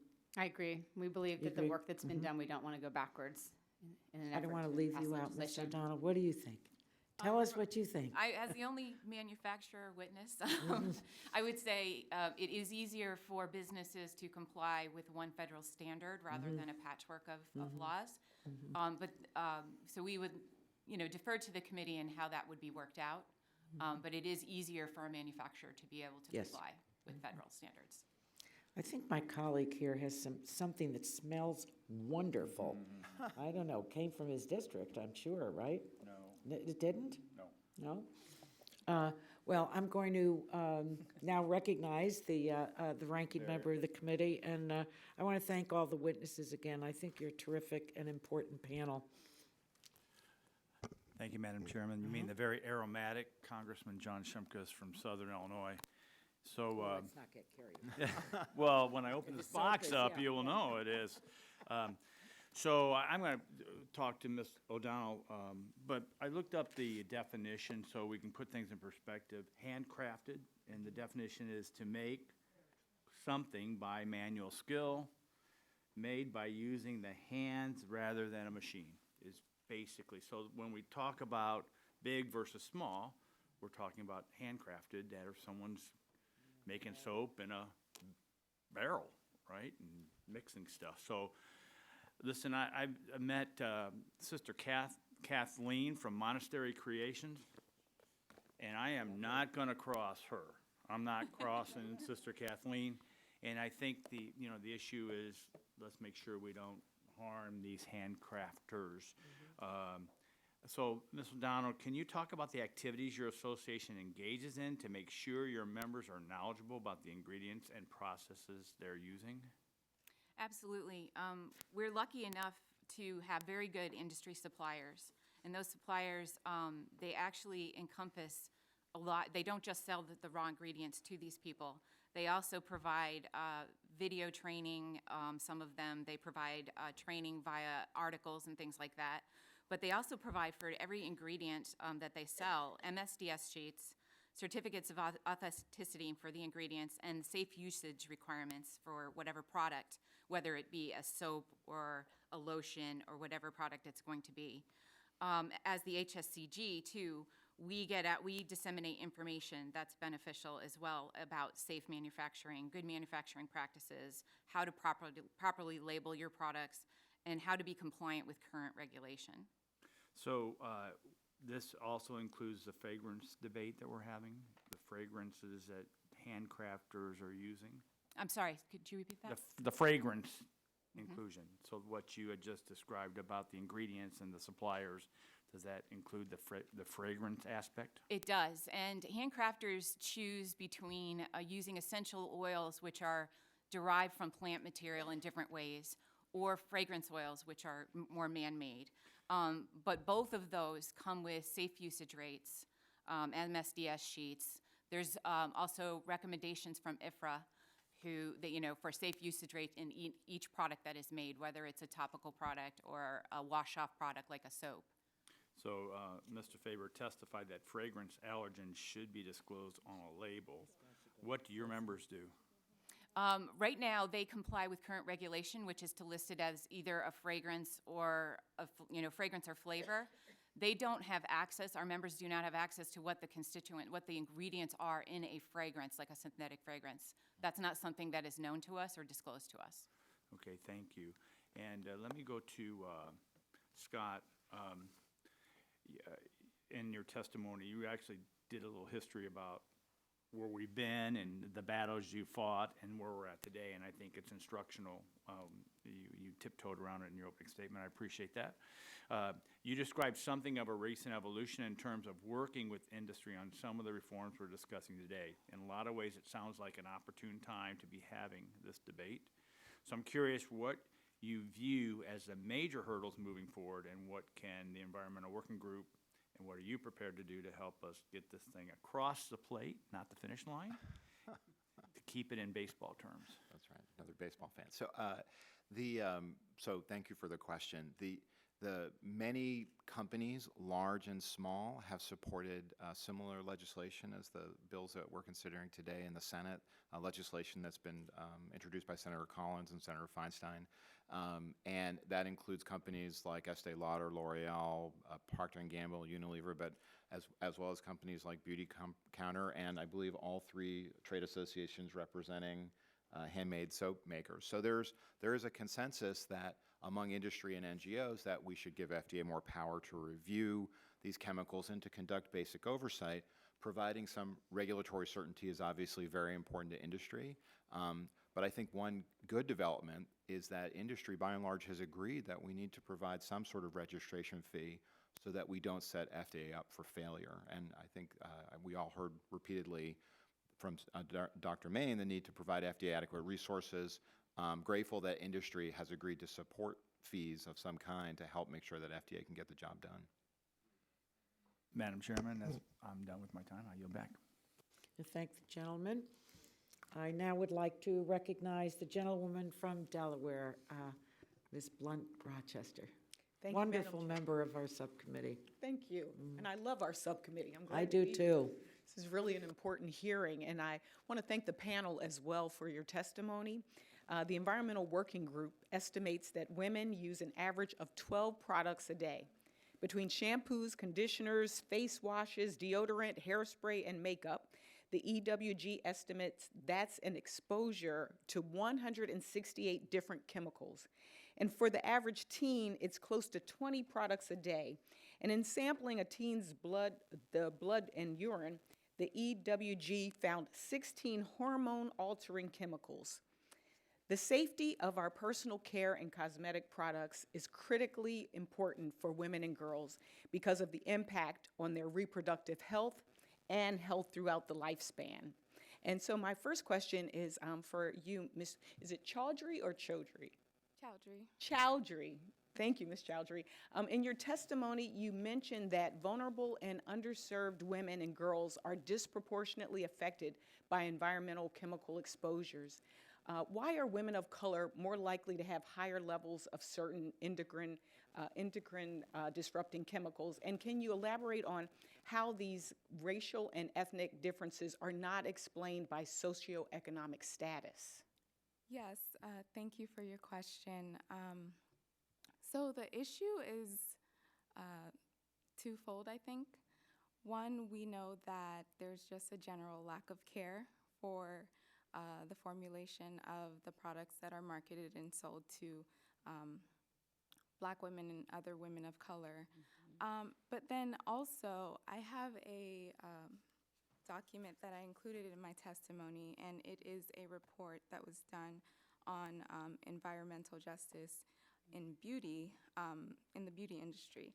And one of the tables in the report highlights external factors that I think answers your question about why it's not related to socioeconomic status. External factors include colorism.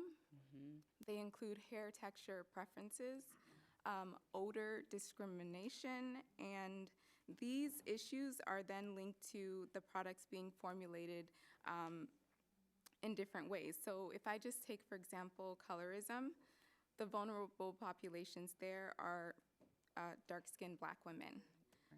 And as a result, the chemical exposure is mercury. And then we know that mercury can lead to poisoning, kidney damage, and other issues.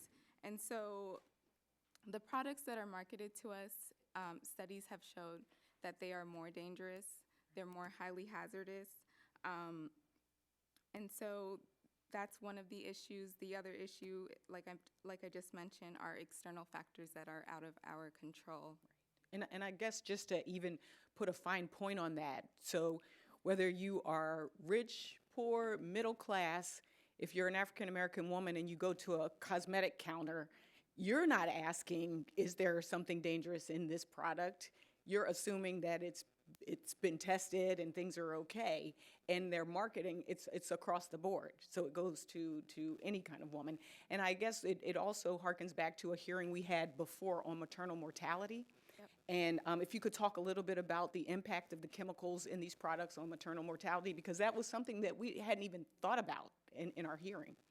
Yeah, so I went to a briefing on maternal mortality earlier, I would say a few months back, and there were, I think, over 20 panelists discussing solutions to address the issue, and none of the panelists mentioned cosmetics or how the ingredients that are used in cosmetics impact our health.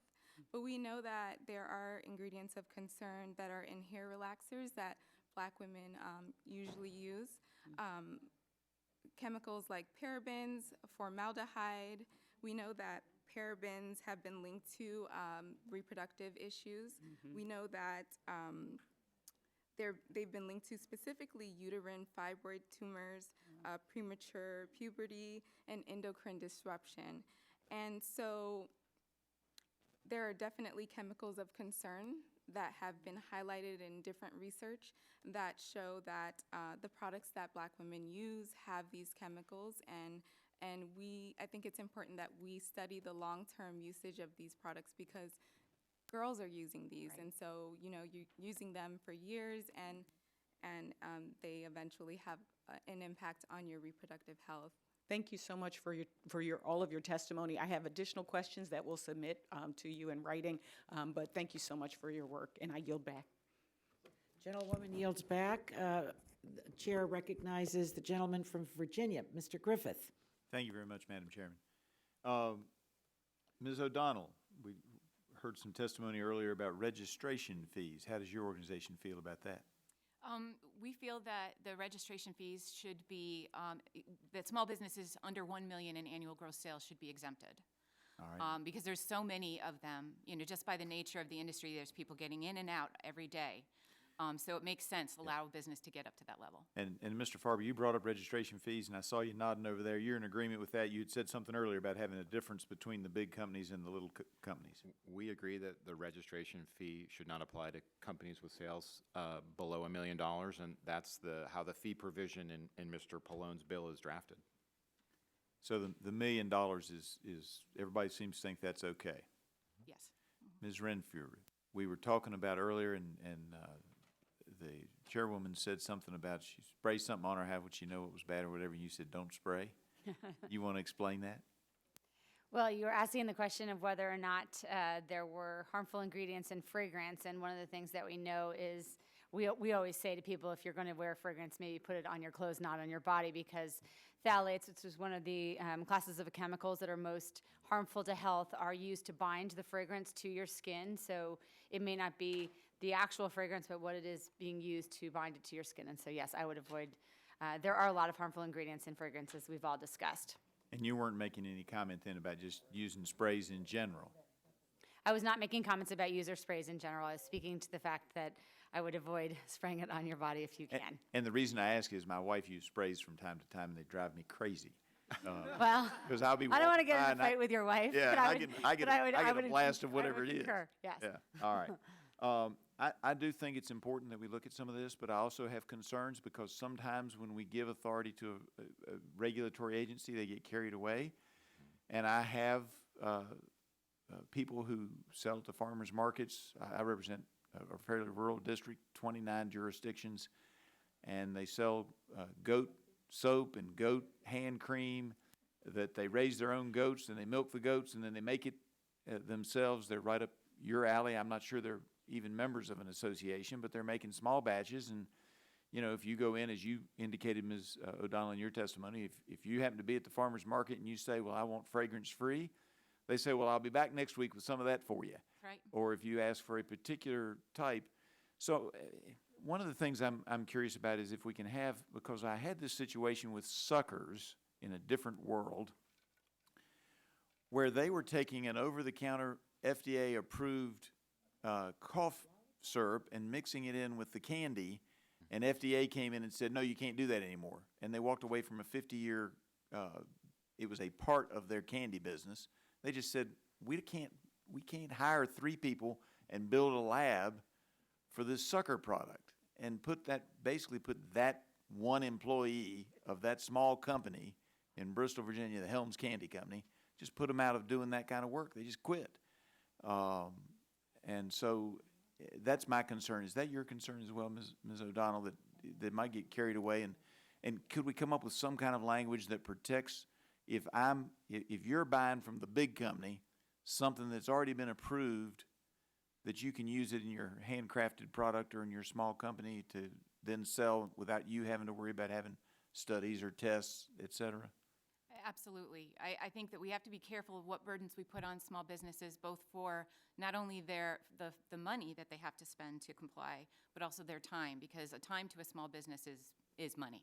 You know, so we definitely looking at, you know, consumer safety. It has to make sense for consumer safety, but it also has to make sense to allow the small business to keep operating. Having, for example, in the GMP guidelines, the volunteer guidelines that are out now, there's a requirement to have a chemist on staff, and that's not something that a small business obviously can comply with. So it just has to be meaningful regulation that they can comply with. And that is very similar to what happened to this small candy company. For that one little area, they were required to have people on staff to test something that they'd never had a problem with, they'd never had a bad reaction. They'd been mixing up the same formula for 50 years, and all of a sudden they're told, you can't do that unless you have chemists or people who are going to test this on every batch, every day, and they couldn't afford it. Right. So that's what I want to make sure we're not doing. I thank you, Madam Chair, and I yield back. We thank the gentleman. He yields back. Pleasure to recognize the gentlewoman from California, Ms. Matsui. Thank you, Madam Chair, and I want to thank the witnesses for being here today, and I learned something today. I'm always spraying stuff on myself.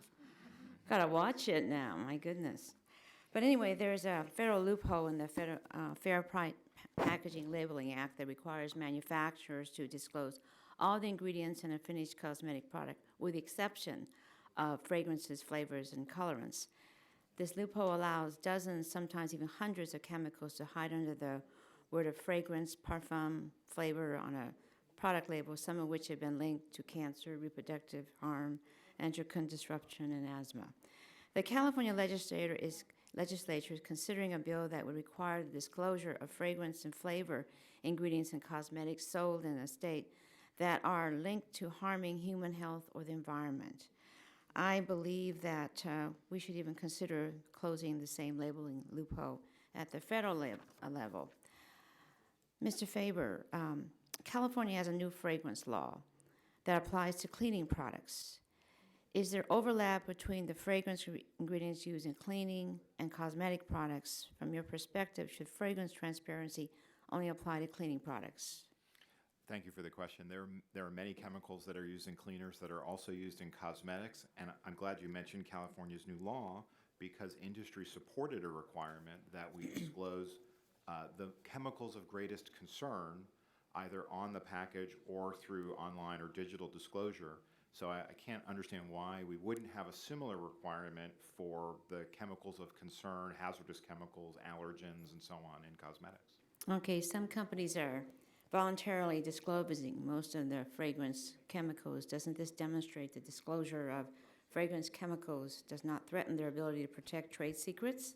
I agree. Many companies are fully disclosing their fragrances. Many big companies are disclosing all of their fragrance chemicals so long as they're not less than 0.01% of the total product formulation. So clearly, big companies, small companies are able to disclose most or all of these chemicals without risking trade secret protections.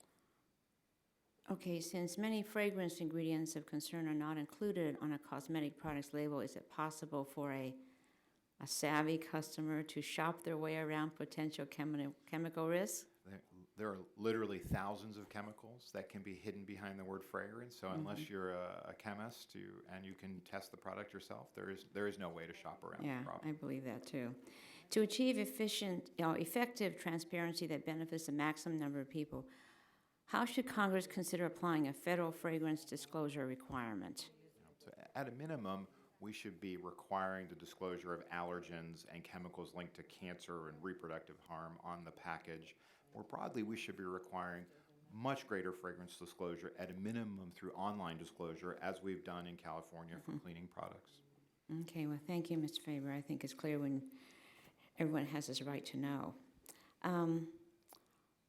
While cosmetic products sold in the United States are largely unregulated, more than 40 other nations and even retailers have proactively prohibited or restricted the use of hundreds to thousands of cosmetic ingredients.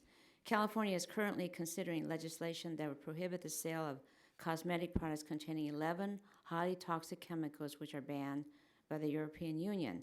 Mr. Faber, in your opinion, why are some chemicals banned as cosmetic ingredients in the EU and not here? Thank you for the question.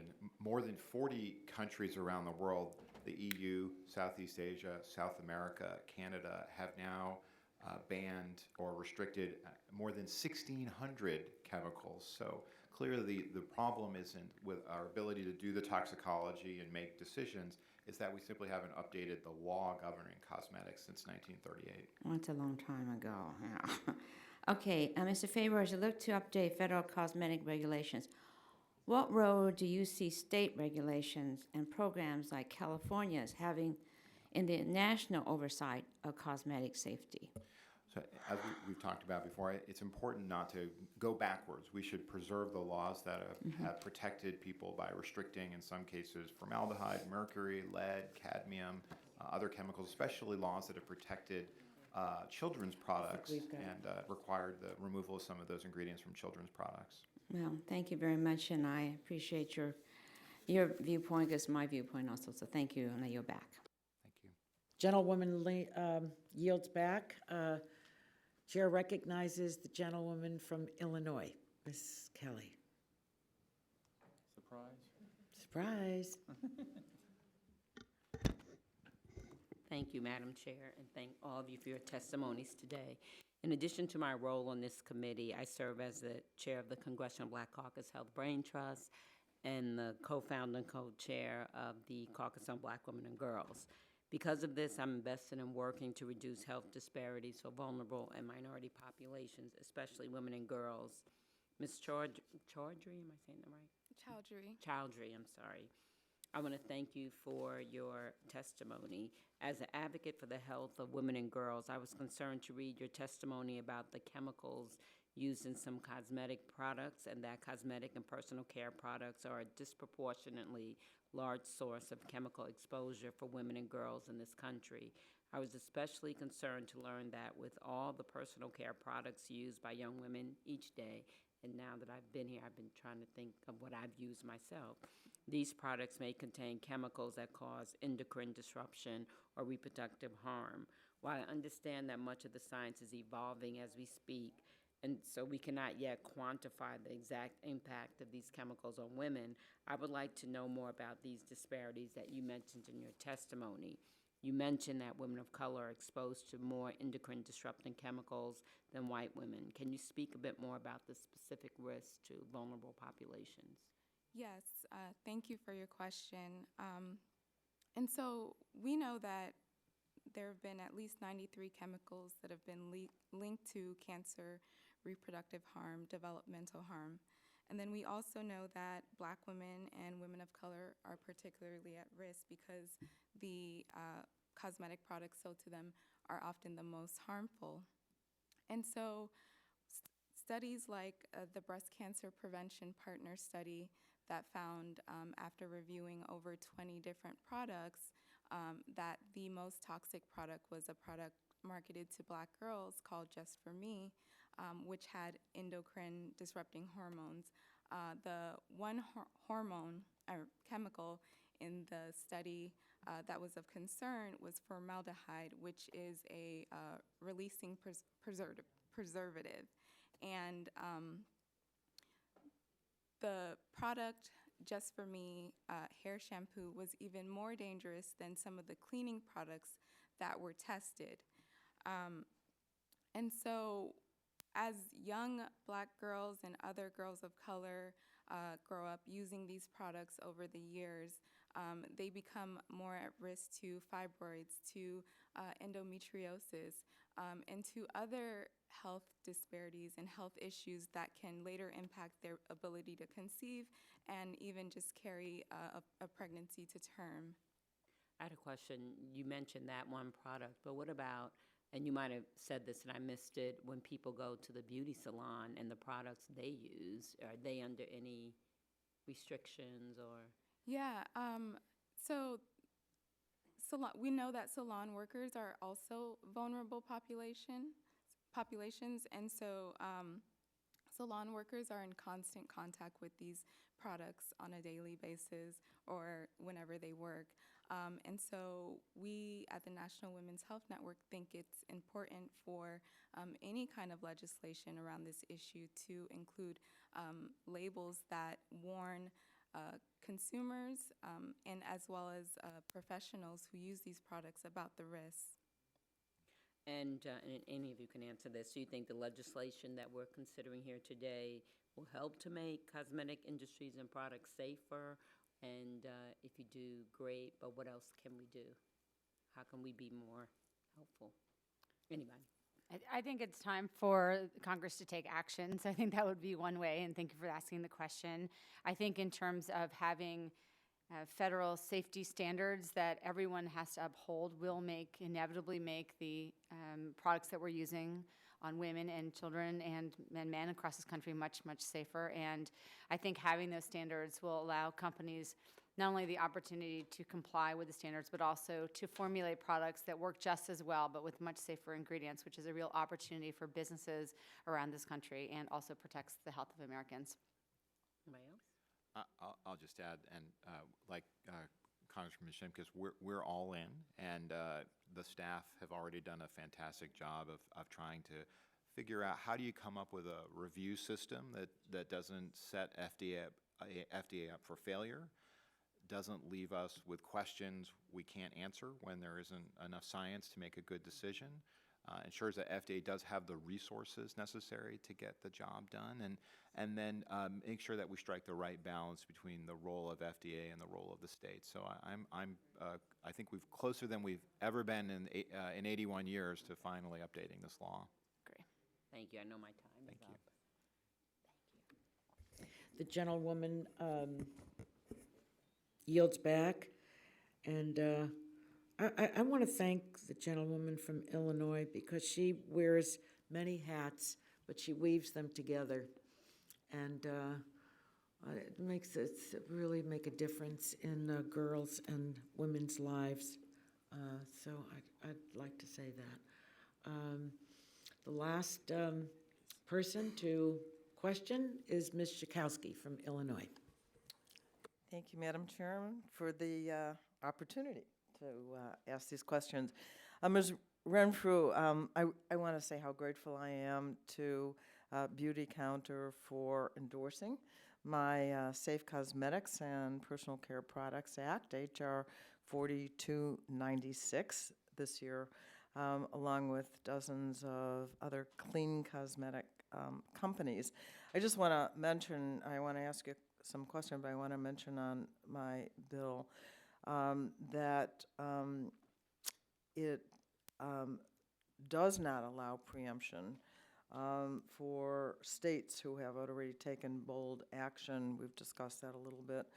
And it does ban from the get-go 12 known toxins, and then, of course, allows for the testing of others that, and hopefully others would be simply banned. But from the get-go, we do that for 12 of them. I've introduced this bill since 2010, so we've tried to get this conversation going, and I think it really is going right now. But Ms. Renfrew, there does seem to be a split between companies like Beauty Counter, who are supportive of comprehensive cosmetic reform that focuses on consumer protection, and then some other manufacturers who may support some more modest proposals, but you know, some of those companies actually were invited but would not come today. So I'm wondering if you can explain why, as a for-profit company, you have revenues over $200 million, that you've decided to speak out so strongly in favor of cosmetic reform. When I started thank you for the question. When I started Beauty Counter, I set out with a mission of getting safer products into the hands of everyone. As I said in my testimony, I was looking at the health impacts of certain chemicals on friends and family and everyone around me. So we've always been a mission-based but for-profit entity. I think where you see discrepancy in the industry is first of all, many of the incumbents have decided to participate in cosmetic reform and applaud efforts of Congress to try to move legislation forward. I do think it is complicated with existing manufacturing processes, the lack of consistency in terms of safety standards, holding their contract manufacturing partners accountable for certain sets of standards to allow them to uphold their brand promise to the consumer, and of course the requirements of the capital markets and the desire of stakeholders and shareholders to be constantly rewarded for the investments that they make. But what we've been able to prove at Beauty Counter is that you can create a company that can be very successful financially while simultaneously doing the right things. And I think the future of commerce in this country needs to look under that guise of how do we do things that are both good for the consumer and also good for business. And I do think many of the larger companies are coming around to this issue, but it does take time. Well, I think you're a great example that you can do well and do good at the same time and protect consumers. I thank you for that. I do want to talk about fragrances. Starting when I was in the state legislature, I introduced a bill that was brought to me by a constituent who was very, very sensitive to various fragrances. We had a bill, I can't even remember what the acronym stood for, but it was the SNIF Act. It seemed to work out. And we know now that Unilever and Procter & Gamble, two very large companies, have recently started disclosing all the fragrances and chemicals that are part of their products. And my bill would require complete ingredient disclosure. And why do you think, Mr. Faber, that this is so important, that it not just be disclosed to the FDA, but it be disclosed to consumers?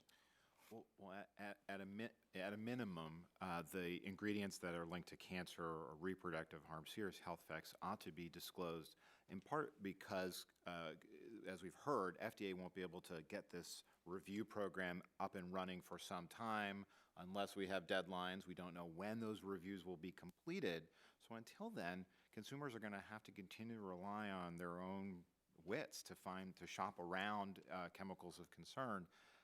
And I think what Unilever and Procter & Gamble and others have made clear, and that's certainly true under California's new Cleaners Disclosure Law, that you can disclose the most dangerous ingredients through digital without jeopardizing the secret sauce, without jeopardizing the trade secret protections that fragrance formulators are worried about. A bill that moved through this committee a few years ago has really laid the groundwork for this. It was the GMO disclosure law that allowed companies to make their GMO disclosure through digital. That's now being fully implemented. all the food companies are disclosing the presence of GMOs in their food through Smart Label, and the world has not ended. So I think that's a good model for how we can provide more information while we're waiting for FDA to build this new capacity. And you, Ms. Renfrew, have not lost trade secrets, and you disclose. I'm sorry, okay. We I yelled disclose back. everything at Beauty Counter. We disclose all the ingredients that go into our products. We believe the consumer should be informed and be able to make purchasing decisions with information. Thank you. Yes, I yelled back. Thank you to each one of you. You've been a terrific panel of witnesses. You've put forward a lot of very important information to us. I've learned a lot, and that's what is so marvelous about hearings. And I thank you again for your patience, too, because you had to wait for the first panel, the panel of one, to complete her testimony. We had a lot of members asking questions. But that's important because it's going to help shape the legislation. So I'd like to submit the following statements for the record. A letter from FDA regarding the safety of imported cosmetics, 2017. Letter from FDA regarding safety of imported cosmetics, 2019. Statement of OMB burden for FDA forms 2511 and 2512. A letter from Public Citizen et al. Regarding chemicals in cosmetics. A statement from the Natural Products Association, and a statement from Revlon, Inc. And so, hearing no objections, I'm going to place these documents in the record. And again, well, there's only one member here. Just the two of us, John. We went the distance, that pursuant to committee rules, members have 10 business days to submit additional questions for the record to be answered by the witnesses who have appeared today. And we always ask the witnesses to be as prompt and timely as possible when you get questions, to answer them as in a timely way. And I'm sure that you will. So at this time, I close with my gratitude to all of you and to those that stayed in the hearing room from 10 a.m. on. You're great cosmetic heroes. How's that? Thank you. Thank you, everyone, and the committee is adjourned. Thank you. Thank you.